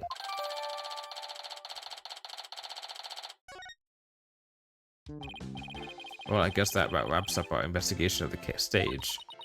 Actually, there's still the area behind that curtain. Don't you want to know what's back there? Sure do, but Emma told us not to move or touch anything, remember? Hmm? Hmm? Hmm? Come on. Come on. Come on, Emma. Would you quit staring at me? Fine. I'll go open it for you. Wow. Look at that. You funny your lady killer eyes. Haha. I have my ways. I'm only doing this so I won't get charged with animal abuse for not throwing you a bone. Ouch. Guess puppy eyes can be just as effective. Alright. I'll be back. I miss my wife Tails. I miss her a lot. I'll be back.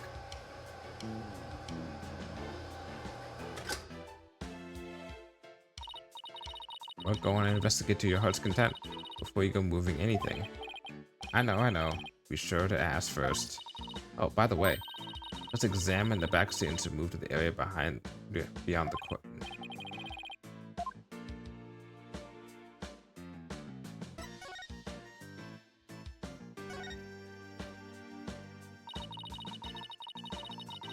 Seeing the stage looks like kind of breaks the illusion, doesn't it? This goes to show that some things are better left unseen. Oh, listen to you, sounding so all grown up and stuff. Don't worry, I'm sure you'll have some cynical one-liners of yours someday too. Oh boy, I can't wait. Anyway, onto more pressing matters. Let's go examine the backstage area. Yippee, let's move. Okay. Well, what do you know? Got another one of these. Got this. Got. Who are we gonna start with? Let's start with the least noticeable thing. What's this thing? It's a winch. I'm guessing they use it to pull Mr. Hat up. Oh, look. They're the two winches. One back in there and one up here. Apparently, each winch was rigged up to something different. One of them was used to hold up the dragon set piece, while the other was connected to that weird puppet up at the catwalk. Weird puppet, huh? We better go check out that catwalk later.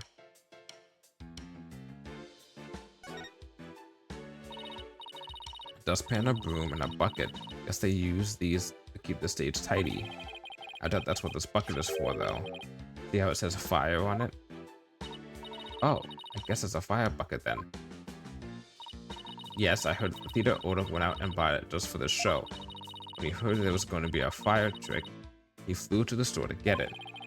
But can a little bucket like this really put out a raging fire? I'm guessing the owner thought it could. But it doesn't look like it's been used. In fact, the inside is caked with dust. What was the point of even buying the bucket then? Wait a minute. That means nobody actually prepared the fire trick after all. I have a feeling this might be an important bit of information. And the reason why it's important is because it's connected to this. It mentions in the third step is the Mr. Roos's fire trick. Make sure the fire bucket is ready. If you remember in the previous case, I think it was a case of Ace Attorney case of Oberdin or not Golden Idol or something. I mentioned the fact that there's a lot of cases that do something where they have an alibi thing of like someone makes a mistake, the culprit makes a mistake when they be like, oh, like, you know, something was supposed to be prepared and I didn't prepare it because I knew that the victim was going to be dead already, right? And I think that's one of these things where it's like, oh, make sure the fire bucket is ready. Of course the fire bucket wasn't going to be ready because they knew they wouldn't even get to the fire trick because the victim was going to be dead by that point. It's a guillotine, but it's not real. It's just another one of Trucy's props. Whenever it's supposed to appear in the show. Huh? I mean, she didn't mention it to you? She said you were going to make a guest appearance on stage for a guillotine act. A trick. No, I definitely remember not agreeing to something like losing my head on national TV.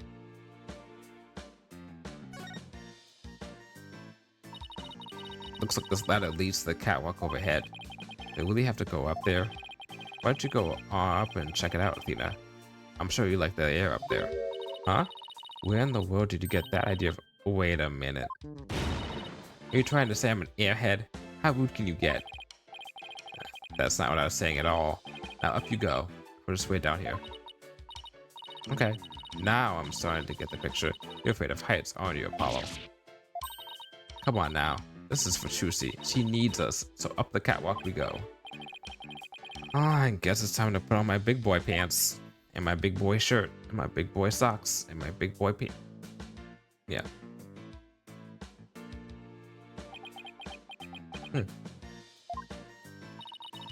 Are you alright, Apollo? You're white as a sheet. I'm fine. Don't look down, Justice. Don't look down. I feel like I could climb this distance, but I feel like after that, that's my extensiveness of heights. Those green things over there look like the cushions. I guess one of them was used to absorb the force of impact when Mr. Hat slipped into it. Okay. Let's go check it out. Way over there. They got railings, it's fine. What's that? Look, Mr. Apollo, it's Mr. Hat. He's attached to a wire. Actually, didn't you say something like... And then it's the history stuff. Yeah, they quickly raise Mr. Hat up by wire into a cushion on the catwalk. Maybe the stagehand pulled Mr. Hat up and left him here afterwards. That wire attached to his back. It's like it's connected to one of the winches down below. Huh? Mr. Hat's cape is ripped. Did that happen during the show? That's odd. It's almost like it was slashed with a blade. How in the world did that happen? Apollo, I see that you're trying to take this all in stride, and I respect that. But seriously, you're trembling like a newborn fawn up here. Get together, man. I can't help it.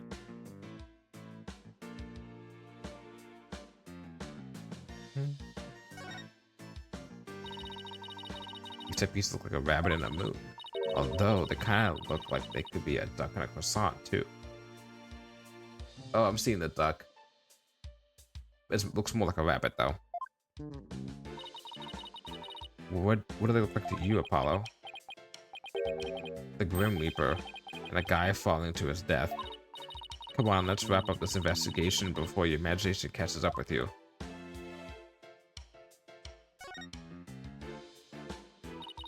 Hey, look. The cushion's attached to the underside. Well, what are you standing away over there for? Come on, come on over and look. You're not gonna try and push me off, are you? Seriously, Apollo? Come on, you'll be fine. You're doing me to hold your hands? Yes, please. Yes, actually, if you wouldn't mind. Looks like you're right. And Trucy mentioned something about this, didn't she? That cushion was supposed to absorb the force of impact when Mr. Hat was pulled up. Okay. We got everything. Oh, and here the little the pulleys. That's a big pulley.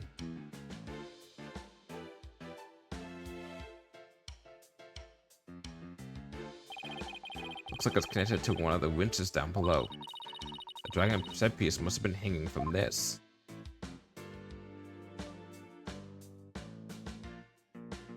Okay, well, that's good to know.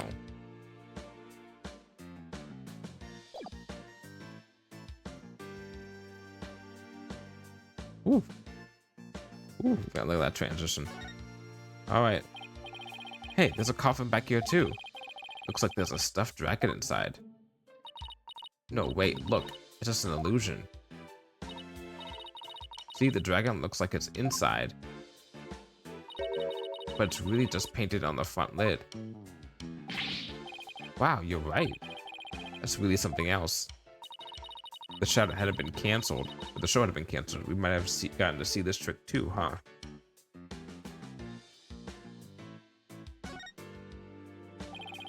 There's a sign here that says understage. I bet these stairs go to the understage area. Trucy told me that she and her fellow magicians call it the abyss. I wonder why. Who knows? Maybe because it's really dark down there for something? I bet they've got all kinds of magical goodies stashed away down there. Come on, let's go check it out. Huh? The door's locked. The entrance to the abyss is barred to mere mortals like us, huh? Oh well. That's what you call a swinging abyss. Haha. That's a good pun. Do we have everything? I feel like we have everything.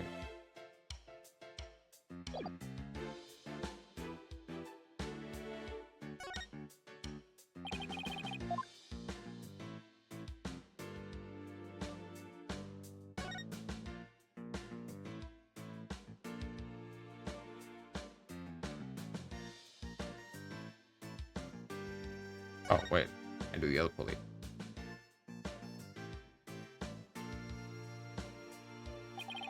Looks like Mr. Hat was rigged to this smaller pulley. Let's see. How did it go? After being blown by a kiss, Mr. Hat goes wild and as he's about to step the coffin, he gets pulled up to the catwalk. And the smoke screen was hit, hide his ascent from this audience's view. Well, I think that about does it for the catwalk. Do you think we missed any? Nope. Didn't miss a thing. We're all done here. Yes, sirree. I take it you ready to go down? Yeah, I think we'd better. I feel a fainting spell coming on. Oh, brother. You don't need you need me to hold your hand again, do you? Hey, you know what? Apollo tried, okay? I don't think he succeeded. He got over a little bit of his fears. He at least went up into the high up place. All done? Pretty much. There's just one thing. The door to the understage passage was locked. Any way we can get down there? That place, they locked it up as soon as we finished our investigation down there. If you want to check it out, you'll have to ask the magician. Well, Trucy's at the detention center, so she can't help us. Guess we'll have to look for somebody else from the show. Okay, and I better get back to my own investigation. See you around. It's too bad about the understage area, but at least we learned a few things. Yeah, like one of your greatest fears. I wasn't talking about that, but how all the behind-the-scenes stuff is set up. Let's see, we found out there are 2 winches backstage. The hat was rigged to the first winch, and the dragon set piece was attached to the other one. And both of them were used during the show.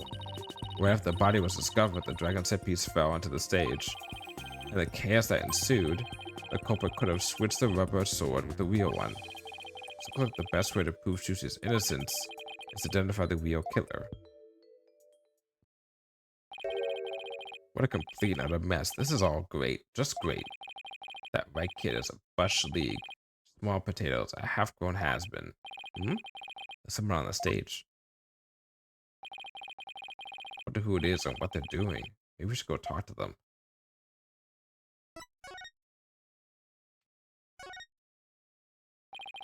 Excuse me. Are you connected to the show? What, you two got a couple more headaches for me to handle? Got my hands full as it is. I remember this guy. Mr. Ratings?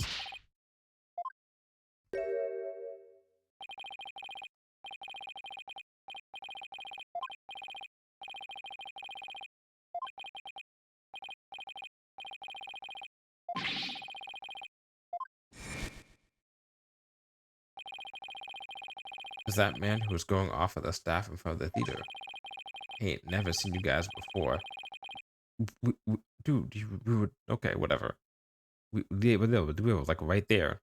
If I had to guess, I'd say you're not production staff. Hmm? What's that? I spy with my little eye and a Toonie's badge? Well, how do you do? I didn't know you find folks were lawyers. My business card, if you would. Charmed to make your acquaintance, I'm sure. Oh, thank you. So you're from the TV station, I take it? Stop as attack you are. I'm the producer of this TV special. All my idea, by the way. I'm Apollo Justice, Trucy Wright's defense attorney. Trucy Wright's... Well, ain't that a kick in the head? How about you open with that tidbit next time, champ? Okay. What happened to the smoozy Magoo bit?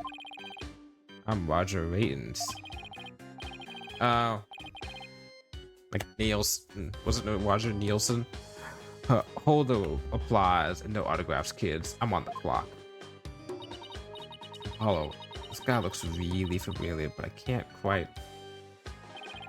Really, kid? Then try this on for size. Hang loose, baby. Hang loose, baby.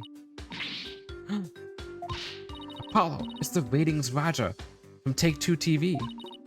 He's huge, crazy huge, like a real famous producer. Really? I've never heard of him. Seriously, man? What kind of cave did you crawl out of? What did you crawl out of, Tony Stark? Dude, you look so much like Robert Downey. It's a little distracting. Roger Ratings, the Ratings Roger. Titan of the TV screen. Still not ringing a bell? You ain't seen my hit Saturday night talk show at 8 p.m. Eastern, 7 p.m. Central? Where's the Pacific? Where's the Pacific, you piece of shit? No, I can't say that I have.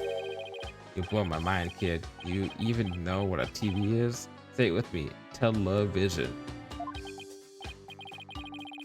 Do you mind if I ask you a few questions about the incident? No. What kind of comeback is that? Put some backbone, kid. Basically lobbed that one at you. Now hit me with your best barb. Viewers will love that. Come on, you gotta sell it. Sell what? Say something funny for the nice people at home. Go on, hit me with your best shot. But my best shot? We're rolling here. Hurry up and get in before they change the channel. Chop chop. Okay. Here goes. Talk to the hand. Kapow. God. Oh man.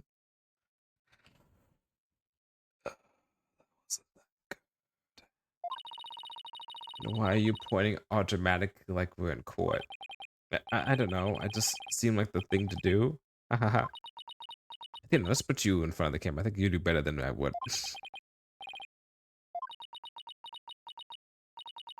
Apollo. Oof, that's going in the cringe wheel for sure. I'm just gonna pause for a second. I'm just gonna go Control C. I'm just gonna go here. I'm just gonna copy that for later.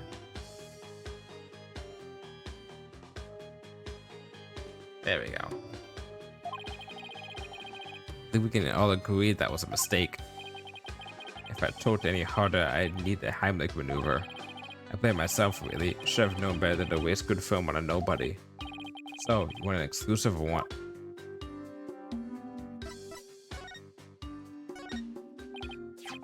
Here, take a look at this. What are you showing me that for? What, you got me any special for you guys? It's a lawyer for life. Huh. Justice in the courtroom. Doesn't sound half bad, actually. Yeah, we can get maybe like multiple TV shows. Who knows, you know. Plus, I'd get some publicity for the agency. Count us in, Mr. Rainans. Alright, then let's jump right into it. Ahem. What made you decide to become lawyers? Huh? Say something dumb? Now it's your turn. Jump in with a snappy comeback. What? Lay down a sick burn. Me? You too. I'm practically falling asleep over here. Where's the drama? The gravitas? How are you gonna draw in viewers with your yawn fest? Bro, I ask myself that every single day when I stream. Oh, work on your delivery and get back to me. Huh? Yeah, okay, sure. I think he's confusing actors and attorneys. Too fucking real.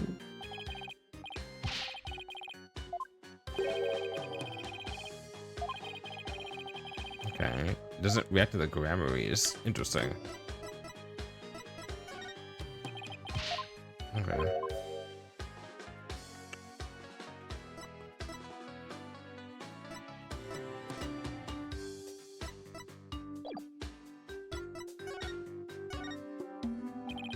Today's magic show was being broadcast live on TV, wasn't it? And you were the producer, right? That's right. Rising Magic Star versus Old School Grammary. It was gonna be wild. We're gonna have viewers vote for the favorite magician during the show. And the loser would have had a really embarrassing prank done to them. It was gold, I tell you. Guaranteed ratings. I don't know. It sounds kind of tacky if you ask me. I'm telling you, man, modern viewers eat this stuff up with a spoon. Trust me. He's not wrong. All we gotta do is serve it up nice and hot. A feast for the eyes. More like junk food for the brain. But the little brat had to go and ruin everything with that accent of hers. You have any idea how many times they dragged me over here to prepare for today? You must know the theater pretty well if you came by that often. Oh, that gives me an idea. How about this? Mad mindscape of a magical murderess. Closest comrades come clean. Tell me, has Trucy always shown signs of being unhinged? She is unhinged, but she's normally unhinged. When could you tell she was about ready to snap? This guy's cruising for a bruise in Apollo. As long as you don't get caught on camera. Truth be told, I'm not surprised about the way things turned out. Magicians are pretty much the dregs of society, am I right? What's that supposed to mean?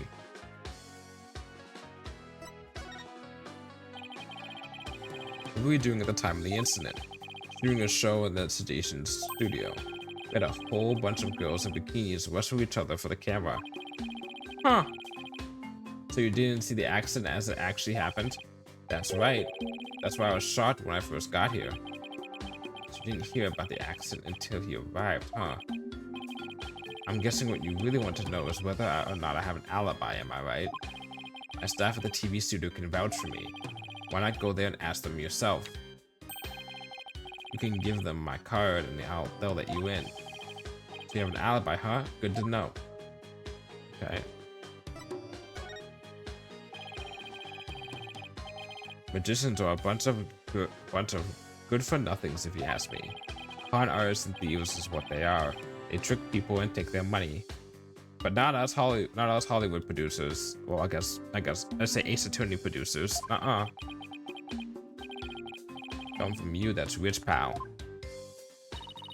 Magic tricks aren't the same as con jobs, you know. That's right, the people watching never feel like they've been cheated.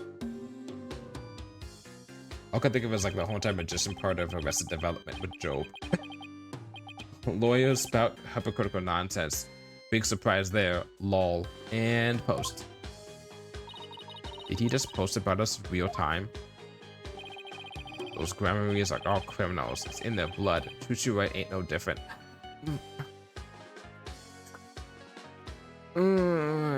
Technically speaking, not all grammarians, but I mean, let's go down the list. Balance. Well, Magnify killed himself to make it look like Magnify killed himself, and I think it wasn't Valent didn't kill Magnify. It was he just helped cover it up.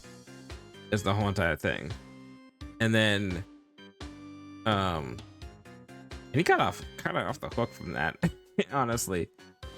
The Wrights went to Trucy, but still, he was just like, well, then comes the breaks. Zach, no, hit me over the head, or was trying to beat me by cheating. So he kind of was like being a cheater.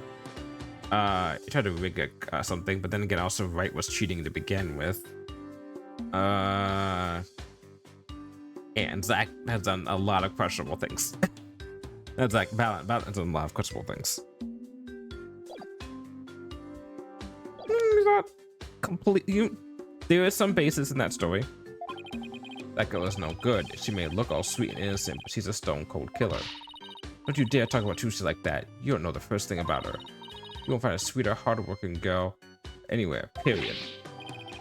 Yeah, she's got the wool pulled over your eyes, I see. What in the world are you talking about? You'll see. I'll dig up the dirt and expose the dark heart behind that sweet smile. I'll prove those grumpy magicians are all a bunch of lowlives. Does he have a grudge against Trucy? Maybe against all of true memory? TV is a window to the truth. I don't know about that anymore. It's not like the magic stuff or the streetwise charlatans that perform it. It's a shame, a crying shame, I tell you. What was supposed to be a fun, light-hearted program turned into this sorry affair. I'll have to sell out to news outlets all over the world if I'm gonna make my money back. Trucy Wright will make her debut, alright, but not as a magician, but as a criminal. What? It's my duty to report it. Can't let a tragedy like this happen again, now can I?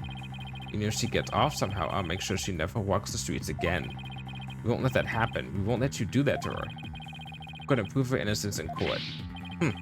Listen to you, acting all high and mighty. You're just another money grubber. I know how you lawyers do things. You'll stop at nothing to win. I beg your pardon? If you win your trials, you get fat stacks, right? Is money really all you care about? What's with him, Apollo? Why won't he listen? But enough about you. I'm all about going after Trucy now. I won't stop until she's behind bars. That's how we're in the media dish out justice. Before you even get to court, my expose is gonna take you down. This is kind of relevant. Not if I have anything to say about it. Well, gotta get back to the station. Hang loose, baby. I feel like he was made as a response to the somewhat, not just, I mean, this game is made in Japan, but like the common now idea of media, specifically in America, of being made, of media being used to paint things a certain light before, you know, laws can, you know, determine whether or not people are guilty or not guilty of a certain thing. Nope. Looks like the prosecution won't be our only opponent this time. But no way we can let that guy have his way either. That's right. Okay, we're done with the stage, so let's go someplace else. So we should check out that understaged passage. What else can we investigate right now? We have to go to the dressing room? Okay, wow, nice.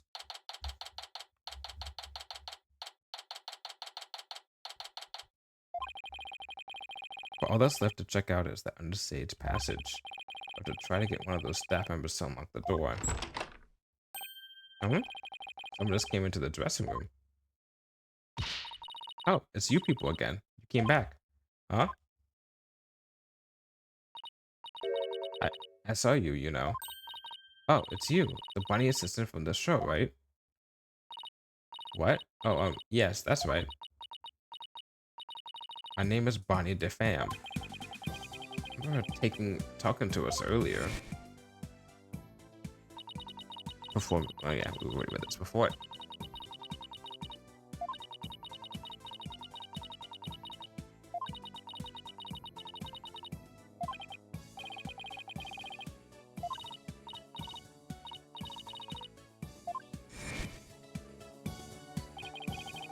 Just some pretty strange things then. I saw you take it. You took something from our dressing room. The, oh, Bonnie, that teleportation trick you did was amazing. Fantastic. What? Oh, thank you. But what you did. The stealing is... What other kind of magic tricks can you do? Me? Oh, well, how about this?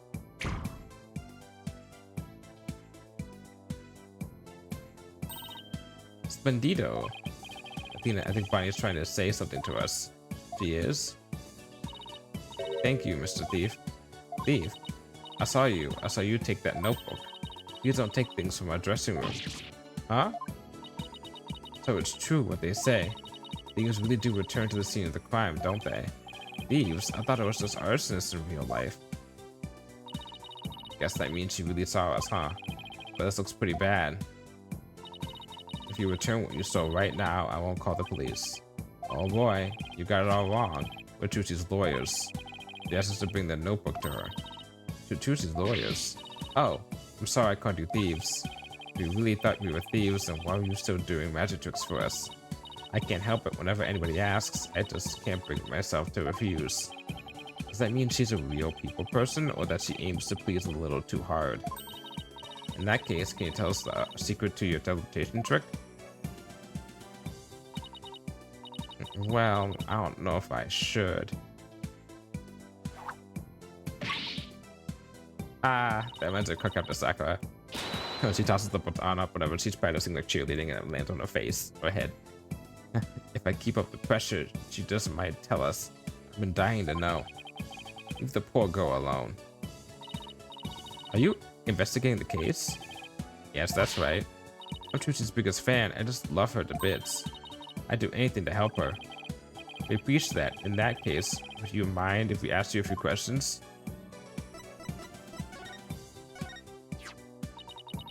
I'm sorry I accused you of stealing earlier. Do you think we were some random fans who had snuck into your dressing room? No, your flashy red and yellow get-ups had me thinking you're some new comedy duo. Comedy duo? I mean, not completely incorrect. Heard you polishing your old married couple routine while you were poking around. Old married couple routine? Is that really how other people see us? I guess I'd better keep my badge handy at all times. I've been a fan of Troop Gremlin for a really long time. Was Troop Gremlin really as amazing as magic as people say? Oh yes, yes of course. Mighty Gremlin's unique and wonderful tricks kept his audience mesmerized. And he crafted so many rare and special tricks, things I could never come up with. I'll let you have your moment. And that's why I think Troop Gremlin is truly a legendary group of magicians. We've been here for 2 days. Oh yes, wow, very interesting, I see. Can't believe she dozed off halfway through Bonnie's history lesson. No wait, I can. Wow, how disrespectful.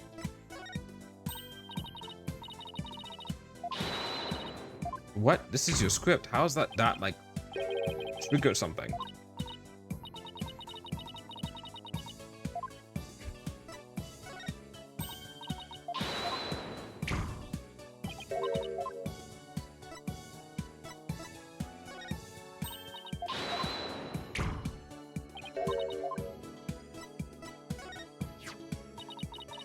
That's Mr. Roos. You were Mr. Roos's assistant, right? Did he teach you any tricks? A few, yes, but he once said to me, your magic isn't strong enough yet. You would have a difficult time transforming into a dragon at this time. Huh? What was that supposed to mean? Mr. Roos always stayed in character, even when he was on stage. It made it kind of difficult to talk with him sometimes. Sounds like he was a rather quirky guy. He's just a little quirky fella. Okay. I think that's everything I could do. Okay, I'm just gonna ask about that. Okay, now we start talking. You're a magician, right, Bonnie? That's right. My specialties are teleportation and this little trick right here.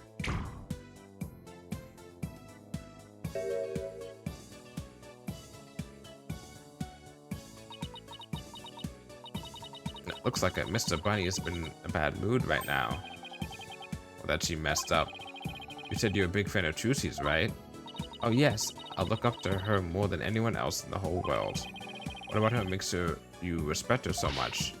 She's just incredible. Not only is she extremely talented, but she's so cool under pressure and always manages to keep a smile on her face. In spite of all that talent, she still works harder than anybody I know. Couldn't ask for more out of a magician. She's like a shift into hyper fangirl drive. There we go. Someone's playing Mario Party.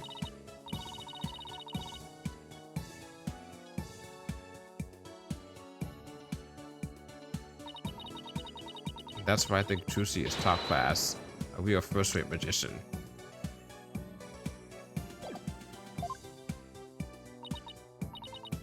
I see. I think we have a pretty good idea of how much you adore her now. Oh, was I talking too much? I'm so sorry. I better be careful about when and how I ask her about Trucy. Anyway, that's why I'll do anything at all to help Trucy. Mr. Lawyer, you just have to prove her innocence. Don't worry, I plan to do just that. But Trucy could see that she has people like Bonnie in her corner rooting for her. You in the magic show, right? That's right. I take it you saw my teleportation trick? Yes, it was just wonderful. You moved from one place to another in the blink of an eye. I admit it was pretty amazing. I have no idea how you transport yourself over such a distance in just a split second. It must be so fun to be able to do a trick like that. Teleportation looks so cool. It's like a superpower or something. Yeah, my trick is turning some heads in the magic world right now. They're calling it new miraculous magic. Some even say it's a real deal. Hehe. Real magic, huh? I know there must be an explanation, but sure does look real. Just have to figure that trick out. I want to do it myself. Oh, you'll never figure it out. Oh, let's perform it perfectly. Oh. This feeling. Looks like to me like Bonnie is hiding something. I mean, she is hiding a magic trick, but...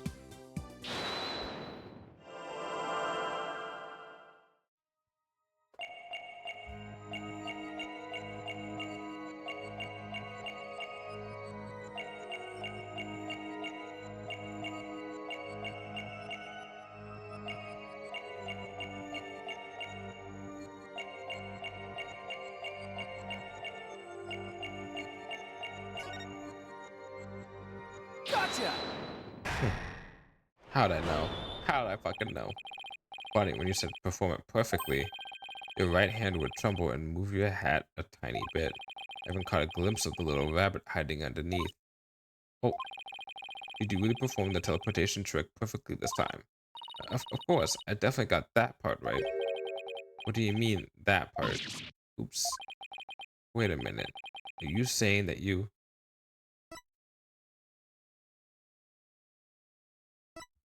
picked the wrong career? That's fucking heinous. Holy shit. You sure you're not a fucking loser? Did you maybe make a mistake during the switching of the swords? I wasn't involved with that part, so how could I make a mistake? I mean, I could mess up if that was simply watching. If you were simply watching? Oh, I never make any mistake under any circumstances. That's what I meant. She's pretty flustered just now, but she did make a mistake somewhere. You might have performed the teleportation trick flawlessly, but what about Trucy's escape trick after that? Did you make some kind of mistake during that? Oh, well, did you? You see, did you or didn't you? I did. You're absolutely right, Mr. Lawyer. I made a mistake during Trucy's escape trick. I'm sorry I lied. Whew. I feel like I pulled off a magic trick of my own just trying to get that out of her.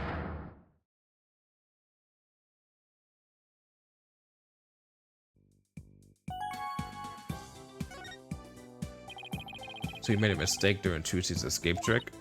Yes, I was in charge of operating Mr. Hat, you see, but I made a huge goof. So, did Trucy explain to you how the escape trick works? Yes, she knew we need to know for our investigation, so she shared the secret. Let's see. After Trucy escaped from the coffin down the stage passage, Mr. Hat was to be pulled up to the catwalk by a winch. Trucy would then pop up on stage through a trapdoor. I was operating Mr. Hat at the time, but I flubbed up where I was supposed to have him stand. I was supposed to make Mr. Hat stand on the left of the coffin, but I messed up and had him stand on the right by accident. That matches up with what we saw during the show. But then, doesn't that mean Trucy would have ended up popping up on the side opposite to Mr. Hat? Yes, she would have if she hadn't done some quick thinking on her feet. She managed to pop up on the right-hand side of the coffin for me. The audience never even knew a mistake had been made. Way to go, Trucy. But my mistake caused her so much trouble. I'd better ask Trucy about this later, too. Oh, by the way, we have to investigate the understage passage. Would that be alright? Oh yes, by all means, anything to help prove Trucy's innocence. I'll unlock it for you. Hey, there you are. You got a minute? Oh, Mr. Ratings. Yeah, of course. Not you, Bunny, the lawyers. They're the ones I want to see. You have business with us? Oh, you two are from the same agency as Trucy. Is that true? Yes, that's right. This is for you then. Hang loose, baby. A contract between Take-Two TV, the first party, and Trucy Wright, the second party. If, through the fault of the second party, the show must be canceled in part or in full, the second party will pay $3 million as compensation to the first party. $3 million? Yeah, that's more like it. That shot reaction, that dopey expression. You'd make a great comedian. Really? I know, I'll put you on my show. We'll get one of those cartoon anvils to fall on your head. You can have birds that circle around my head while I'm all dizzy. Wait a minute, is this one of those hidden camera prank shows? You wish. That's an official contract. See for yourselves. You're the lawyers after all.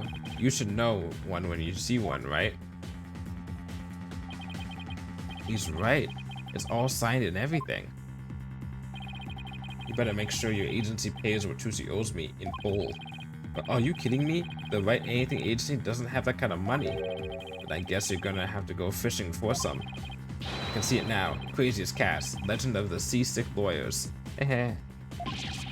Fishing on the high seas? No thanks. I can't even swim.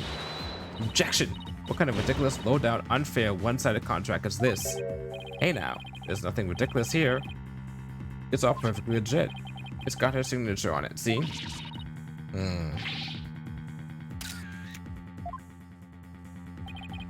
My boys have gotta see the stupid look on your faces. It's priceless. And post. Haha, I'm getting responses already. It's gonna go viral.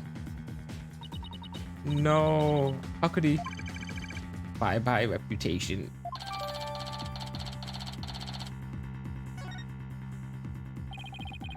You ain't seen nothing yet, baby. I'm gonna drive Troop Grammary and everybody associated with it into the ground. Serves you right for getting involved with the Grammaries. What's this grudge you have against the Grammaries anyway? Huh? What are you talking about? Stress is making you paranoid, champ. Come on, Bonnie. We have more filming to do. Oh, yes, sir. Excuse me, Mr. Lawyer. Oh, and I'll unlock the door to the understage passage for you later. Later, lawyers. Hang loose, baby. Why would Trucy sign a contract like this? Why did all of this have to happen when Mr. Wright isn't here? We'll have to come back for the understage later. Let's go hear Trucy's side of the story. Good thinking. We can't let you hit the high seas just yet. There must be something we can do. We can't let Ratings Raja get his way. This is a long, long investigation. Holy shit. Usually the investigation would be over by now. We'd already be in the court case. It's already much longer than it usually takes. That may be the reason why I stopped playing, because it felt like a long ass case. Especially for your second case of a game. 3, 2, 1, ta-da! Wow, I made my handcuffs disappear. How did you do that? Is you doing magic tricks for the guard? Now, should I try making you disappear next, Mr. Guard? Can you do that? Oh yes, please. This is so exciting. We should probably stop it before there's another incident. The Trucy! Oh, hi Polly. Hi Athena. We have some more questions for you. Judging by the look on your faces, it must be about something big. Yeah, I guess you can say that. Things have gotten a little sticky. Oh, and I have to remember to give her that thing she asked for too. But first off,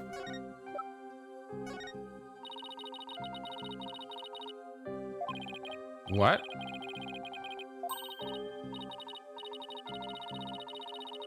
Okay, well, let's give her the diary then.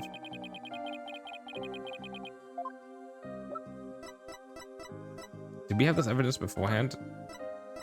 I don't think we did.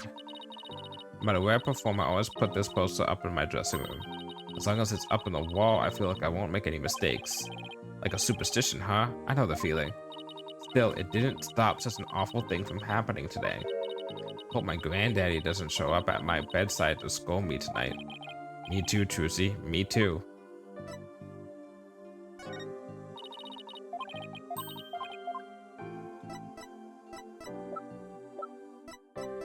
This is the last thing I give. Here you go, Trucy. Here's your notebook back. Oh, great. Thank you very much. So what's written in there anyway? Looks like it's full of secrets or something. That's because it is. It was originally my granddaddy Magnifique Gramarie's notebook. He used it like a diary and a place to jot down ideas for new magic tricks. I wonder, they mentioned before in Apollo Justice, in the last case, that Magnifique Gramarie had a diary. And the whole thing was that Phoenix Wright, when he got quote-unquote, I have a huge quote-unquotes on that, caught with forged evidence, quote, not his fault, right? It was supposed to be a forged, ripped diary page. And I'm wondering, that was supposed to be from that diary. And I'm wondering if that's the same diary. Some of which only members of Troop Gramarye have ever laid eyes on. Wow, this notebook is a really big deal then. I feel like this must be the same diary. But I don't remember it looking like this. That's the thing. I think I remember us having the diary. Yes, that's why it always kept under lock and key. I bet a magician would do just about anything to get their hands on that notebook. And we found it mixed in with Mr. Roos's belongings. Could he really have been trying to steal it? The Troop Gramarye creed is also written inside. A true entertainer always keeps a smile on their face. That creed was passed down to me from my daddy as his daddy passed it down to him. It's true that Trucy always keeps a smile on her face. I guess it's due in part to her family creed. Trucy, I want to talk to you about where we found this notebook. Okay, let's go down the list. Trucy, do you remember this contract? Yes, I signed it before I went on stage. What about this liability for compensation article here? Liability for compensation? What are you talking about? Let me see that. What? $3 million? Just as I suspected, she didn't know about that part. I've never seen this article. And I read the whole contract from top to bottom. Yeah, I didn't think you'd miss such a big thing. But there's your signature, so what's going on? Maybe there was some kind of trick involved? You know, like when I signed it. In other words, you think there might be some foul play afoot? I'm willing to bet that the ratings Raja is the one behind it. Bonnie told us about the mistake she made on stage. Oh, you mean where Mr. Hat had been placed? Even I was at a loss for what to do for a second there. So how did you fix the problem? Well, I was down in the understage passage when I found out. I had to work my butt off to fix it, let me tell you. After I escaped from the coffin and went down into the understage passage, I got a signal from Bonnie saying she'd made a mistake with Mr. Hat's positioning. No joke, I was freaking out. After all, I had been back up on stage in a few short minutes. Magical girl Trucy Wright was faced with an unprecedented presence behind the stage. Would this spell the end of Trucy in Gramarye Land? And then what happened? Tina's totally hooked. I was supposed to get back up onto the stage through trapdoor number 1 on the left, using a platform that came raised and lowered called the stage lift. There was a stage lift ready and waiting in the lowered position under trapdoor number 1. But Mr. Hat had been placed on the right above trapdoor number 2 by mistake. There was already another stage lift under trapdoor number 2, but it was in the raised position since we hadn't planned on using it. Okay, so how did you get back up to the stage? Why, through brute strength. Couldn't lower stage 2 by myself, so I pushed it back and out of the way.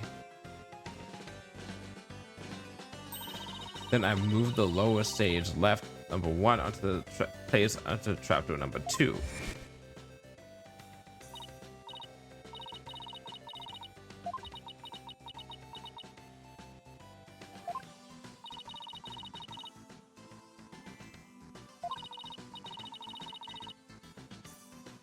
What's she saying? I thought she was saying something, but she was actually saying that I wish I could have moved it with magic. Unfortunately, my magic is useless under the stage. The understage is dark abyss that drained magicians of all their powers. I can see why it's called the Abyss. I never knew it could take so much out of you. That's just how it goes in the real world. Illusions are created by the blood, sweat, and tears of those behind the scenes. Wow, I learned so much just now. And you didn't fall asleep this time. Good on you, Athena. Trucy, have you told anybody else about all this? Nope, nobody. This sounds like some critical information. I better make a note of it.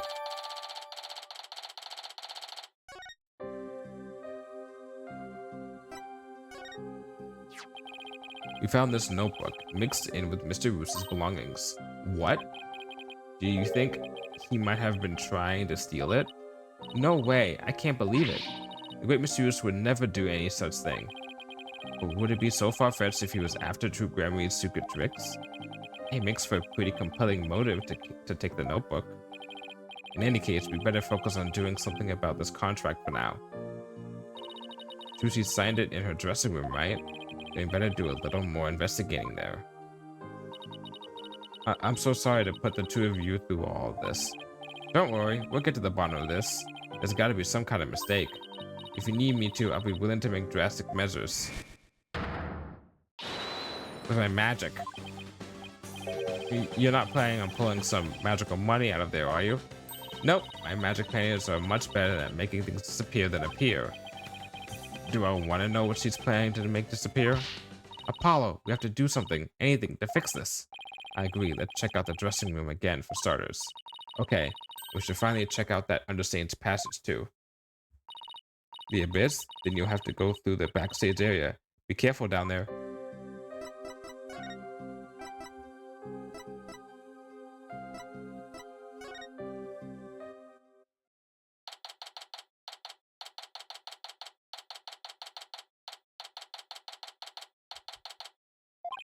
Good thing I started this game over. I started over Spirit of Justice again 2 years ago, or like early last year, maybe. Maybe it was early last year. So she signed the contract, right? And there must have been some kind of trick that was used when she signed it. The question is, what kind of trick and how was it done? Some kind of object or tool was used. There may still be a trace of it somewhere. I'm saying that because I know exactly what trick it was.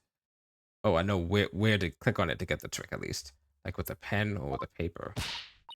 Well, time to find the secret to that trick. Off gets. Let's do this. Is that how you say that? Off gets.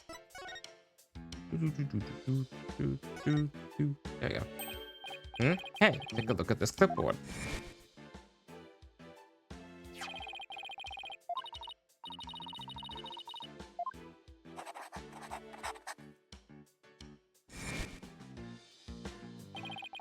Isn't this the clipboard Trucy used when she signed the contract? I think you're right. Let's give her a once-over.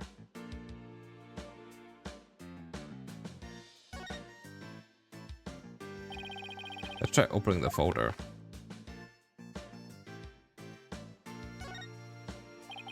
This part here holds papers in place. Could this clip have something to do with how they conned her? Ow, it bit me. Only you can get hurt by a clipboard, Athena. This one is different than the other ones. The screw.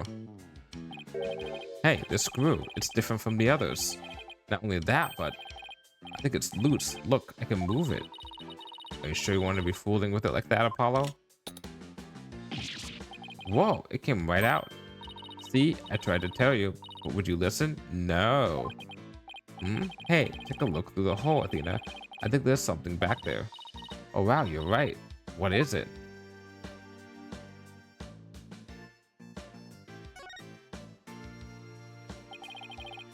like a screw. I guess that means this clipboard can be taken apart. I can't loosen this one without a screwdriver.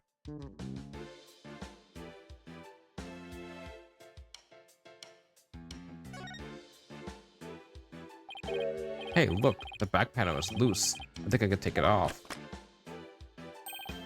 Got it. You're just breaking things left and right today, aren't you? Look, there's something inside. What is this black sheet of, I want to say paper. Oh, I know. It's carbon paper. You put it between two pieces of paper and it copies what you write onto the bottom one. So when Trucy signed the contract, there was actually another contract underneath, and her signature on the top contract got copied onto the hidden contract. So that's how Trucy was conned. This is some new music. This is what the ratings Raja's doing. I just know it. How dare... Oh, almost stumbled my words. How dare he? You gotta hand it to him, though. Couldn't have been easy fooling Trucy. That girl's no slouch. Yeah, but I bet we can use this clipboard as evidence if you ever take this to trial. Okay. We got what we needed.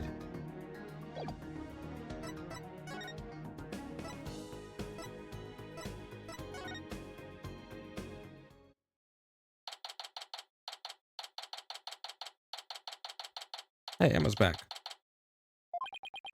Let's see. We should be able to get to the interstate passage from the backstage. Hopefully Bonnie unlocked the door for us like she said she would.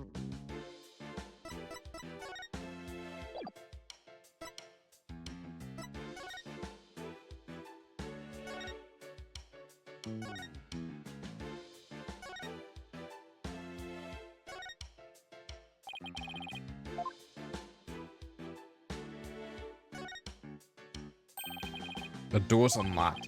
Thank you, Bonnie. Well, Athena, here we go.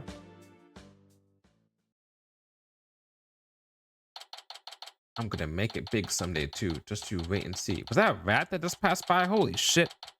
Oh shit, a rat. It sure is dark and dusty down here. The abyss, the magical underworld. And look, there's a denizen of an abyss now. A fearsome beast with long, sharp fangs, ready to prey on unsuspecting foes. I think it's just a rat. I think it's just having a rat-tastic time. I think it's just being a little rat. It's ratting around, if you get my drift. You know? Yeah, it's ratting around.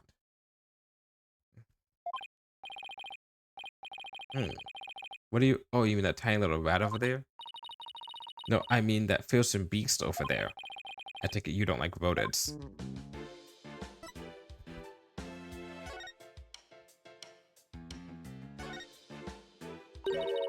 I'm gonna make it big someday too, just you wait and see.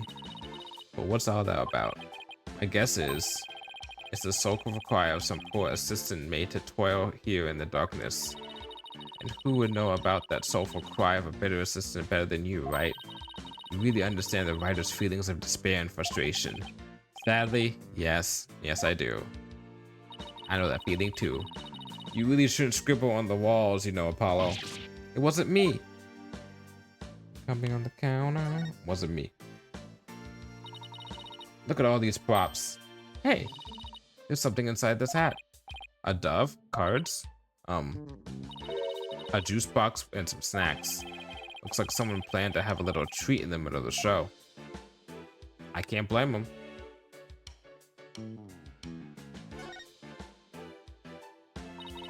This sword is the exact same design as the murder weapon. Wait, what's this? Yeah. Ow, what are you doing? That hurts. I think I'm bleeding out. Oh, stop being such a drama queen. It's only rubber. Huh? Hey, you're right. So this must be the sword Trucy used during the trick. After the incident, someone must have switched this rubber sword with a real one on stage. Maybe that's when they brought the rubber sword here.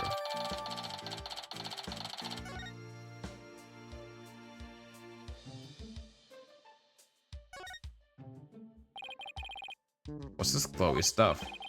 Oh, it's glow-in-the-dark tape. Hey, this must be what I saw through that secret door in the bottom of the coffin. But who put it in there and why? It's probably a marker of some sort since it's so dark down there. Sounds about right. Maybe it's meant to mark which ladder to climb? It staged there for getting up to the stage. Trucy moved this one here. I guess it used to be where that yellow tape is. How in the world did she manage to move this huge thing? And in such a short time, too. It couldn't have been easy for her. She's pretty petite. But I bet it'd be easy for you. Just what are you implying? That's it, chump. You're looking up microaggressions later. It's a stage there for getting up to the stage. It looks like this crank lowers the platform. But you said it's impossible for one person to do it alone. That sounds like a challenge. Now I want to try it.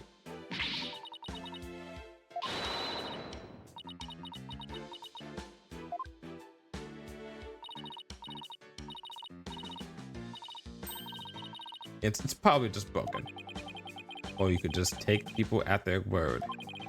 If I'm reading this room right, this must be the stage that Trucy moved during the show.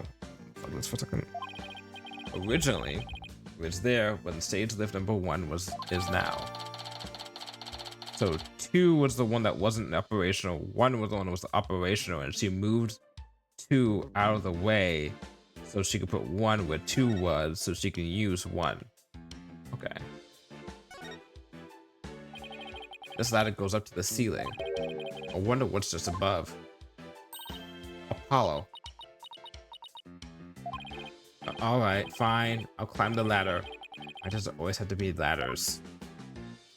Snakes. Why does it always have to be snakes?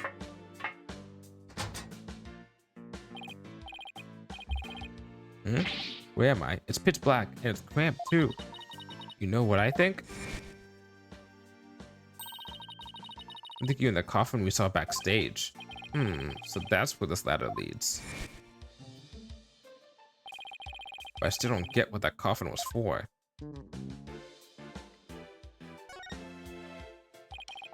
This ladder goes up to the ceiling. Guess this leads to one of the trapdoors on the stage. Trucy must have used this ladder when she escaped from the coffin.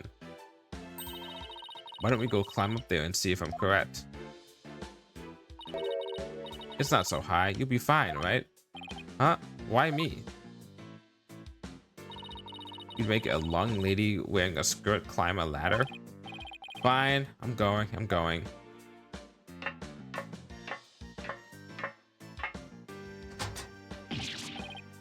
Ah, the lights. Ah, my eyes.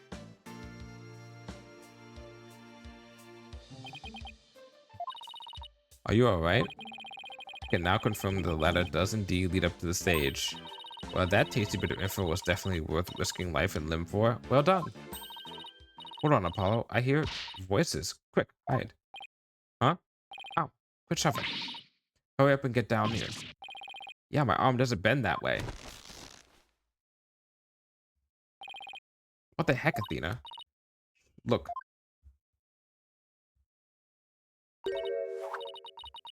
It's so much work pretending to be cute and sweet. Isn't that Bonnie? Hey, Bunny, wait for me. And the ratings, Raja? What did we have to hide from Athena? Because I heard something funny. There's something off in their voices. Oh, right. Athena's super sensitive hearing. Those lawyers are poking around trying to stir up trouble. Should I be worried? Relax, I didn't say anything to the police, and I won't say anything to them either. You better not, or you're gonna get it. Pow, right in the kisser. What the? Is it just me, or does Bonnie seem kind of different from before?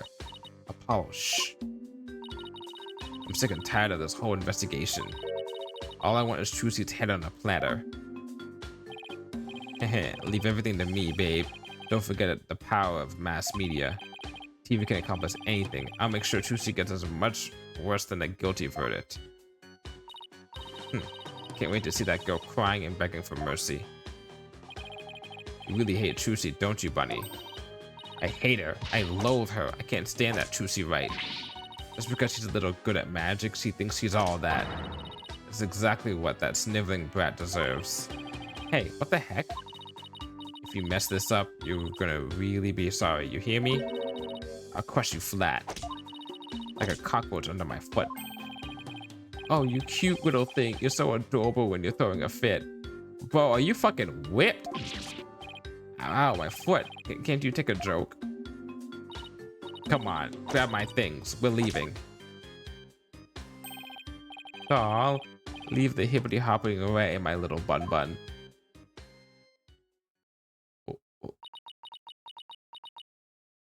What did we just watch?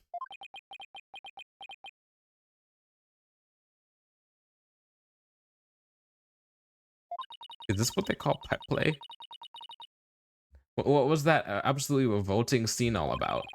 I guess the entertainment industry attracts all kinds of eccentricities, but that conversation set off every red flag in the book. You said it. I smell a plot with a capital P-U. Renton claims he was at the TV station at the time of the incident, and we saw Bonnie on stage ourselves. Hey, Apollo, I have an idea. Why don't we pay Take Two TV a visit? We can check up on the Rating Rogers alibi while we're there. Sounds like a plan. Check something quickly. Oh, my eyes.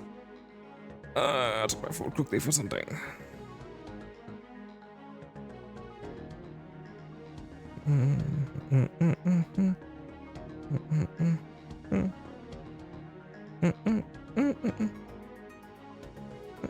Ah, my eyes again. It's up right.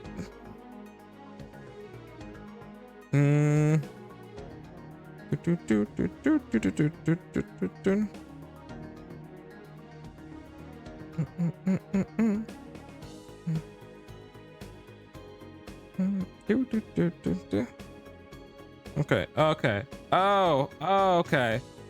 Oh. Luckily I did not see any spoilers when I looked it up because I was curious, because my whole entire goal with these games is that I want to do one part of a trial, except for the first case. The first case I always do one day, but I always do one part and then another part another day. And I've been wondering, I'm like, this is going on way too fucking far for it to be one case, you know, for this to be multiple days. And I was like, I don't remember getting to the second day. Did I get to the second day in the first case? It's only a day. It's only an investigation and trial in this case. That's the only time I'll do that, is for this one specific case. Every other case, I'm going to assume is going to be split into multiple days.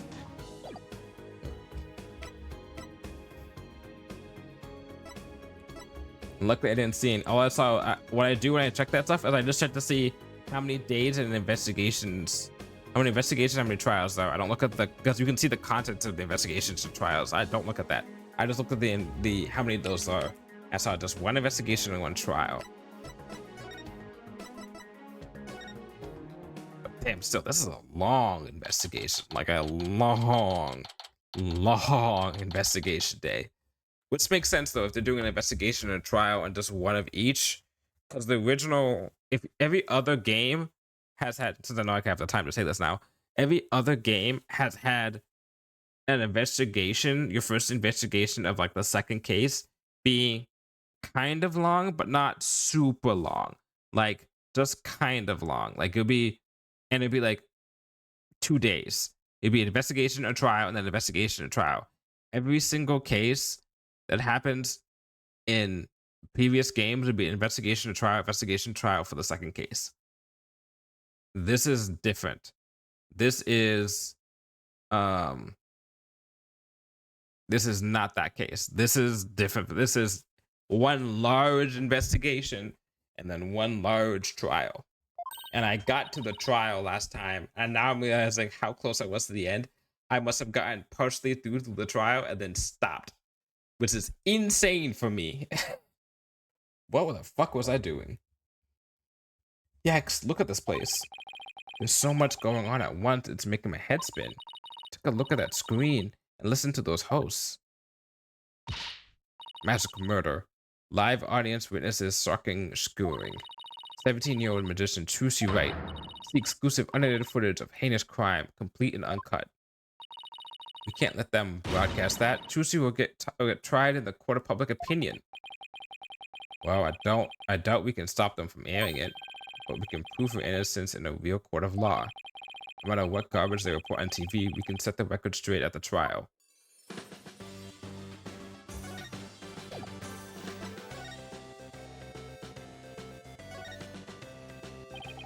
Excuse me.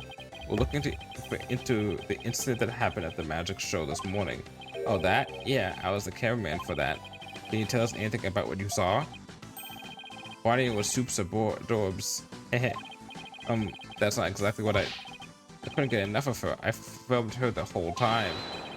Got some primo footage if I do say so myself. Yo, God, yeah, I better quit before he decides to share what he tends to do with said footage. Yeah, I don't want to know either. I wonder what that guy sitting down there is doing. Looks like he's reading that script he's holding. What? Are you serious? Those two are gonna break up? What? And the series is going on hiatus because the cartoonist is sick? No way! I think he's reading a comic book he's hiding in his script.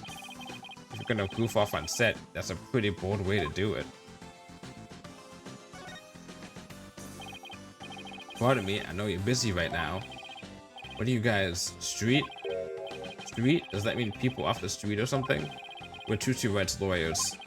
Oh, okay, lawyers, got it. Well, what do you want? He must be really busy. He hasn't even looked this way. We're investigating the incident that occurred at the magic show this morning, and we heard that Roger Ratings was in charge of that program. Yeah, that's right. The guy hates magic, but the show was all his idea. That's between you and me. I think it was Bonnie that egged him on. Egged him on? How so? So the two of them together, you know, walking arm in arm. I bet she sweet-talked him into doing the program because she wanted the work. She hasn't been selling very well on her own, apparently. I see. Oh hey, if you're looking into the incident, I guess you'd want the show footage, right? It's on the disc on my back pocket. If you want it, go ahead and fish it out. Wow, thank you very much. You turned out to be surprisingly helpful.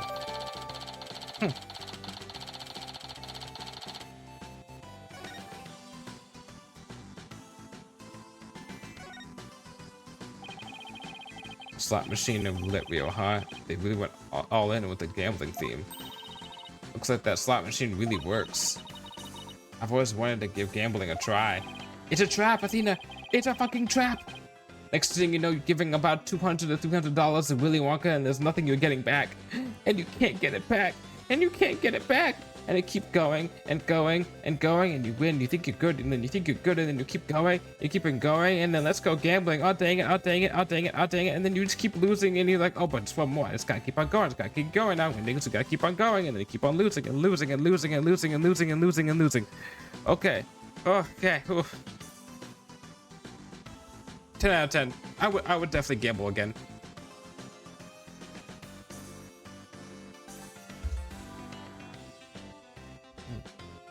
It's not worth it. Besides, you're not even old enough to gamble in most states yet. That's alright.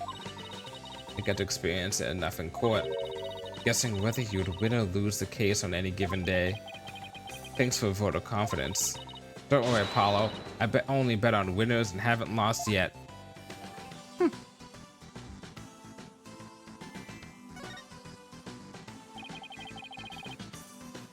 Look at that logo above the screen. Scandal, Gamble, Gambit. Is that the title of the show? Yep, haven't you ever seen it? They present scandalous rumors about celebrities. And then people bet on whether the rumors are true or not. Ugh, so it's just another tasteless TV show. It looks like Trucy's their next target. Today's scandal is... Tragedy on stage. Did Trucy Wright cause the accident or did she commit murder? Looks like murder is in the lead. Well, I say neither. Then we'll just have to create a third option tomorrow in court.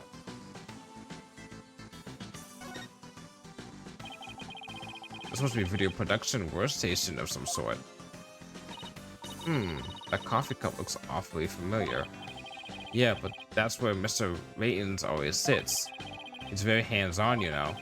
You always find him on the set of his projects. But he was here at the station during the magic show, right? Yeah, well, he had two shows going on at once this morning. He had his regular program to oversee here, so he couldn't be at the Primrose. So you can vouch for him, that he was here at the station during the magic show?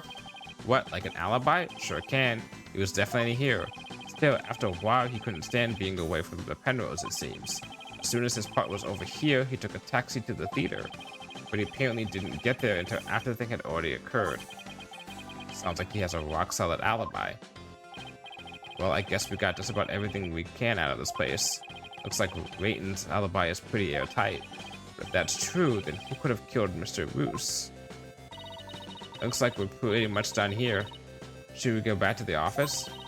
We can get a snack and talk over our plan of attack. Sounds good to me.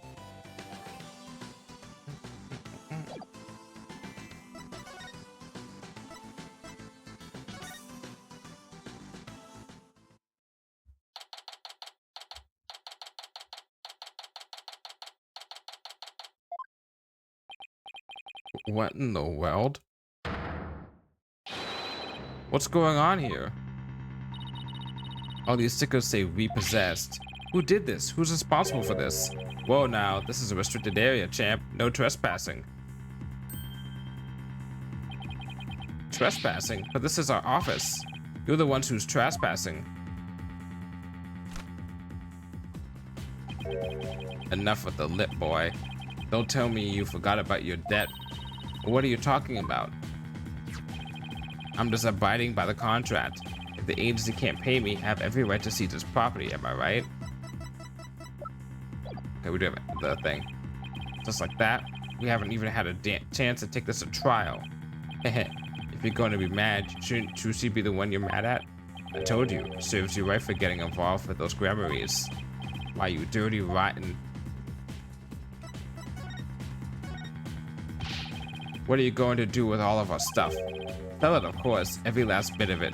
That's why I'm seizing everything. And I'll take this little office of yours too. You think you can just waltz in here and do whatever you want? Indeed I do, unless you write whatever warehouse joker's got 3 million already. Can we borrow some from Edgeworth? Maybe we could do that. That's a no then? Because I gotta recoup my money somehow. After all, the entire program went south because of Trucy. It's called liability for compensation, and this infantile agency is the liable party. Why, you black-hearted? Hey, Apollo, what about the crooked clipboard? That's no good. We don't have proof that ratings was behind it. Darn. You're gonna have to do better than that, folks. Looks like the famed Mr. Wright left behind nothing but incompetent noobs to run things. Excuse me? No way, he was counting on Mr. Wright to be away for this plan of his? What a 2-bit thug, we'll show him. Haha, this is the sugar, the expression. It's priceless. So how does it feel to lose the precious office your boss left you in charge of? Now, not to rub it in or anything, but I think you should know where you stand right now. Oh man, what now? Here, have a gander. The trial of young, up-and-coming magician Trucy Wright is scheduled for tomorrow. We're here just outside the office of the suspect. Open an exclusive peek inside. What? Is this live? Ah, Apollo, look, there's a sea of reporters outside. Oh, a questionable-looking pair are peeking out the window at this very moment. Our viewers at home can see for themselves their vicious, brutal expressions. Yellow journalism at its finest. And that's the way it is. The majority of the public already thinks Trucy is guilty. They saw the whole thing happen with their own eyes during the show's live broadcast. Everybody in the country is against you. No way. No office, no allies. Are you sure you still want to represent that girl? Of course we do. We believe in her innocence. Go ahead, think what you want. It's a free country. Just know you'll be the biggest losers in the end. In the meantime, feel free to keep on flopping around like the dying fish you are. Now then, you gotta be out of here by tomorrow. Taking this cozy little office tonight while you still can. Hang loose, baby. I can't believe we let Mr. Wright's office get placed under seizure. Of all that, this is just ridiculous. Oh, look out! Clear out, we don't want murderers here. Hey, if that's a fight you want, I'll take you on. Come on. I like how they like doled out the sound to make it sound like she's yelling from far away. From us. Yikes. Let's get out of here before we get killed too. I can't believe this is happening. We have to do something to protect ourselves, and fast.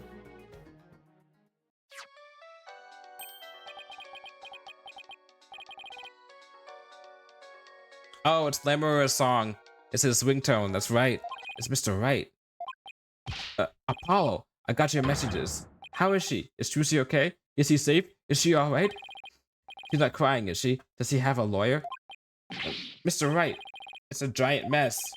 Poor Trucy. In the office. Our office. Apollo? Okay, okay. We'd better both take a deep breath.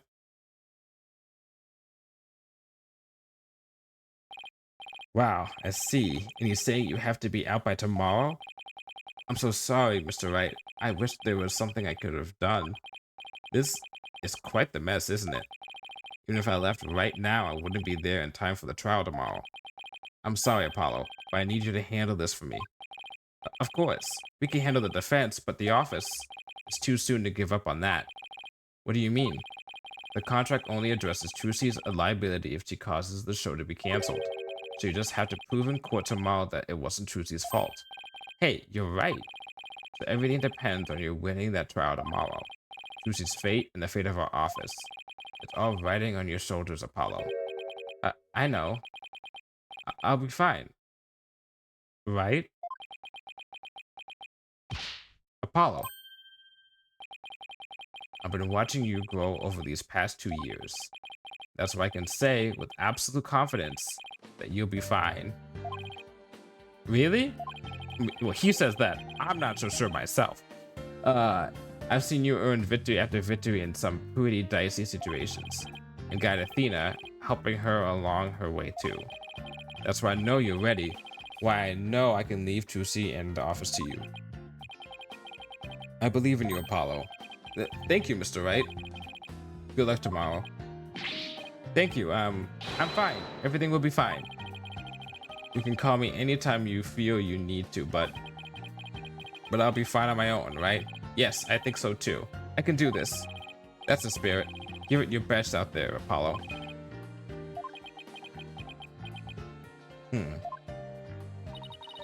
What is it, Apollo? What are you smiling about? Who, me? It's nothing. Mr. Wright believes in me. I can't let him down. We have to win this trial, Athena.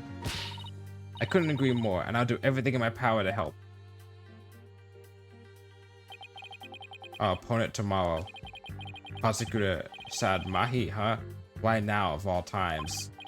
Still, I don't care who it is. I can't afford to let my guard down for anyone.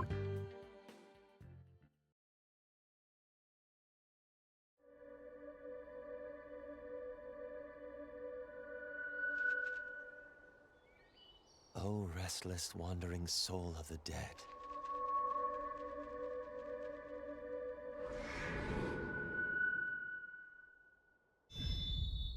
Prosecutor Sadmadhi.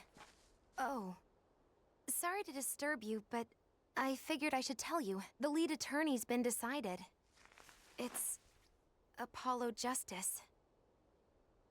Apollo Justice.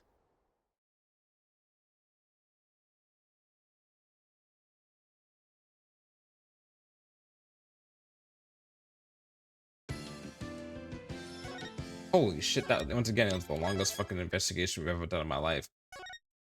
Anyway, we are going to stop for there. And next time we play, we'll finally get to final, because I definitely started the case, I think.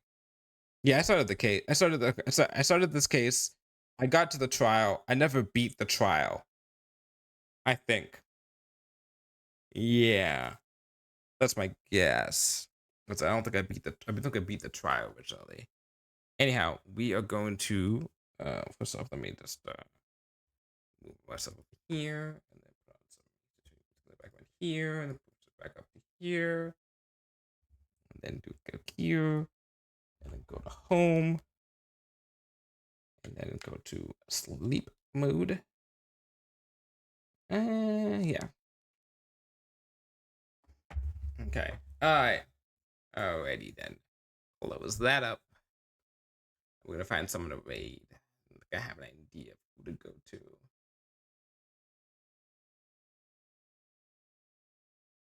Yeah, let's go to you.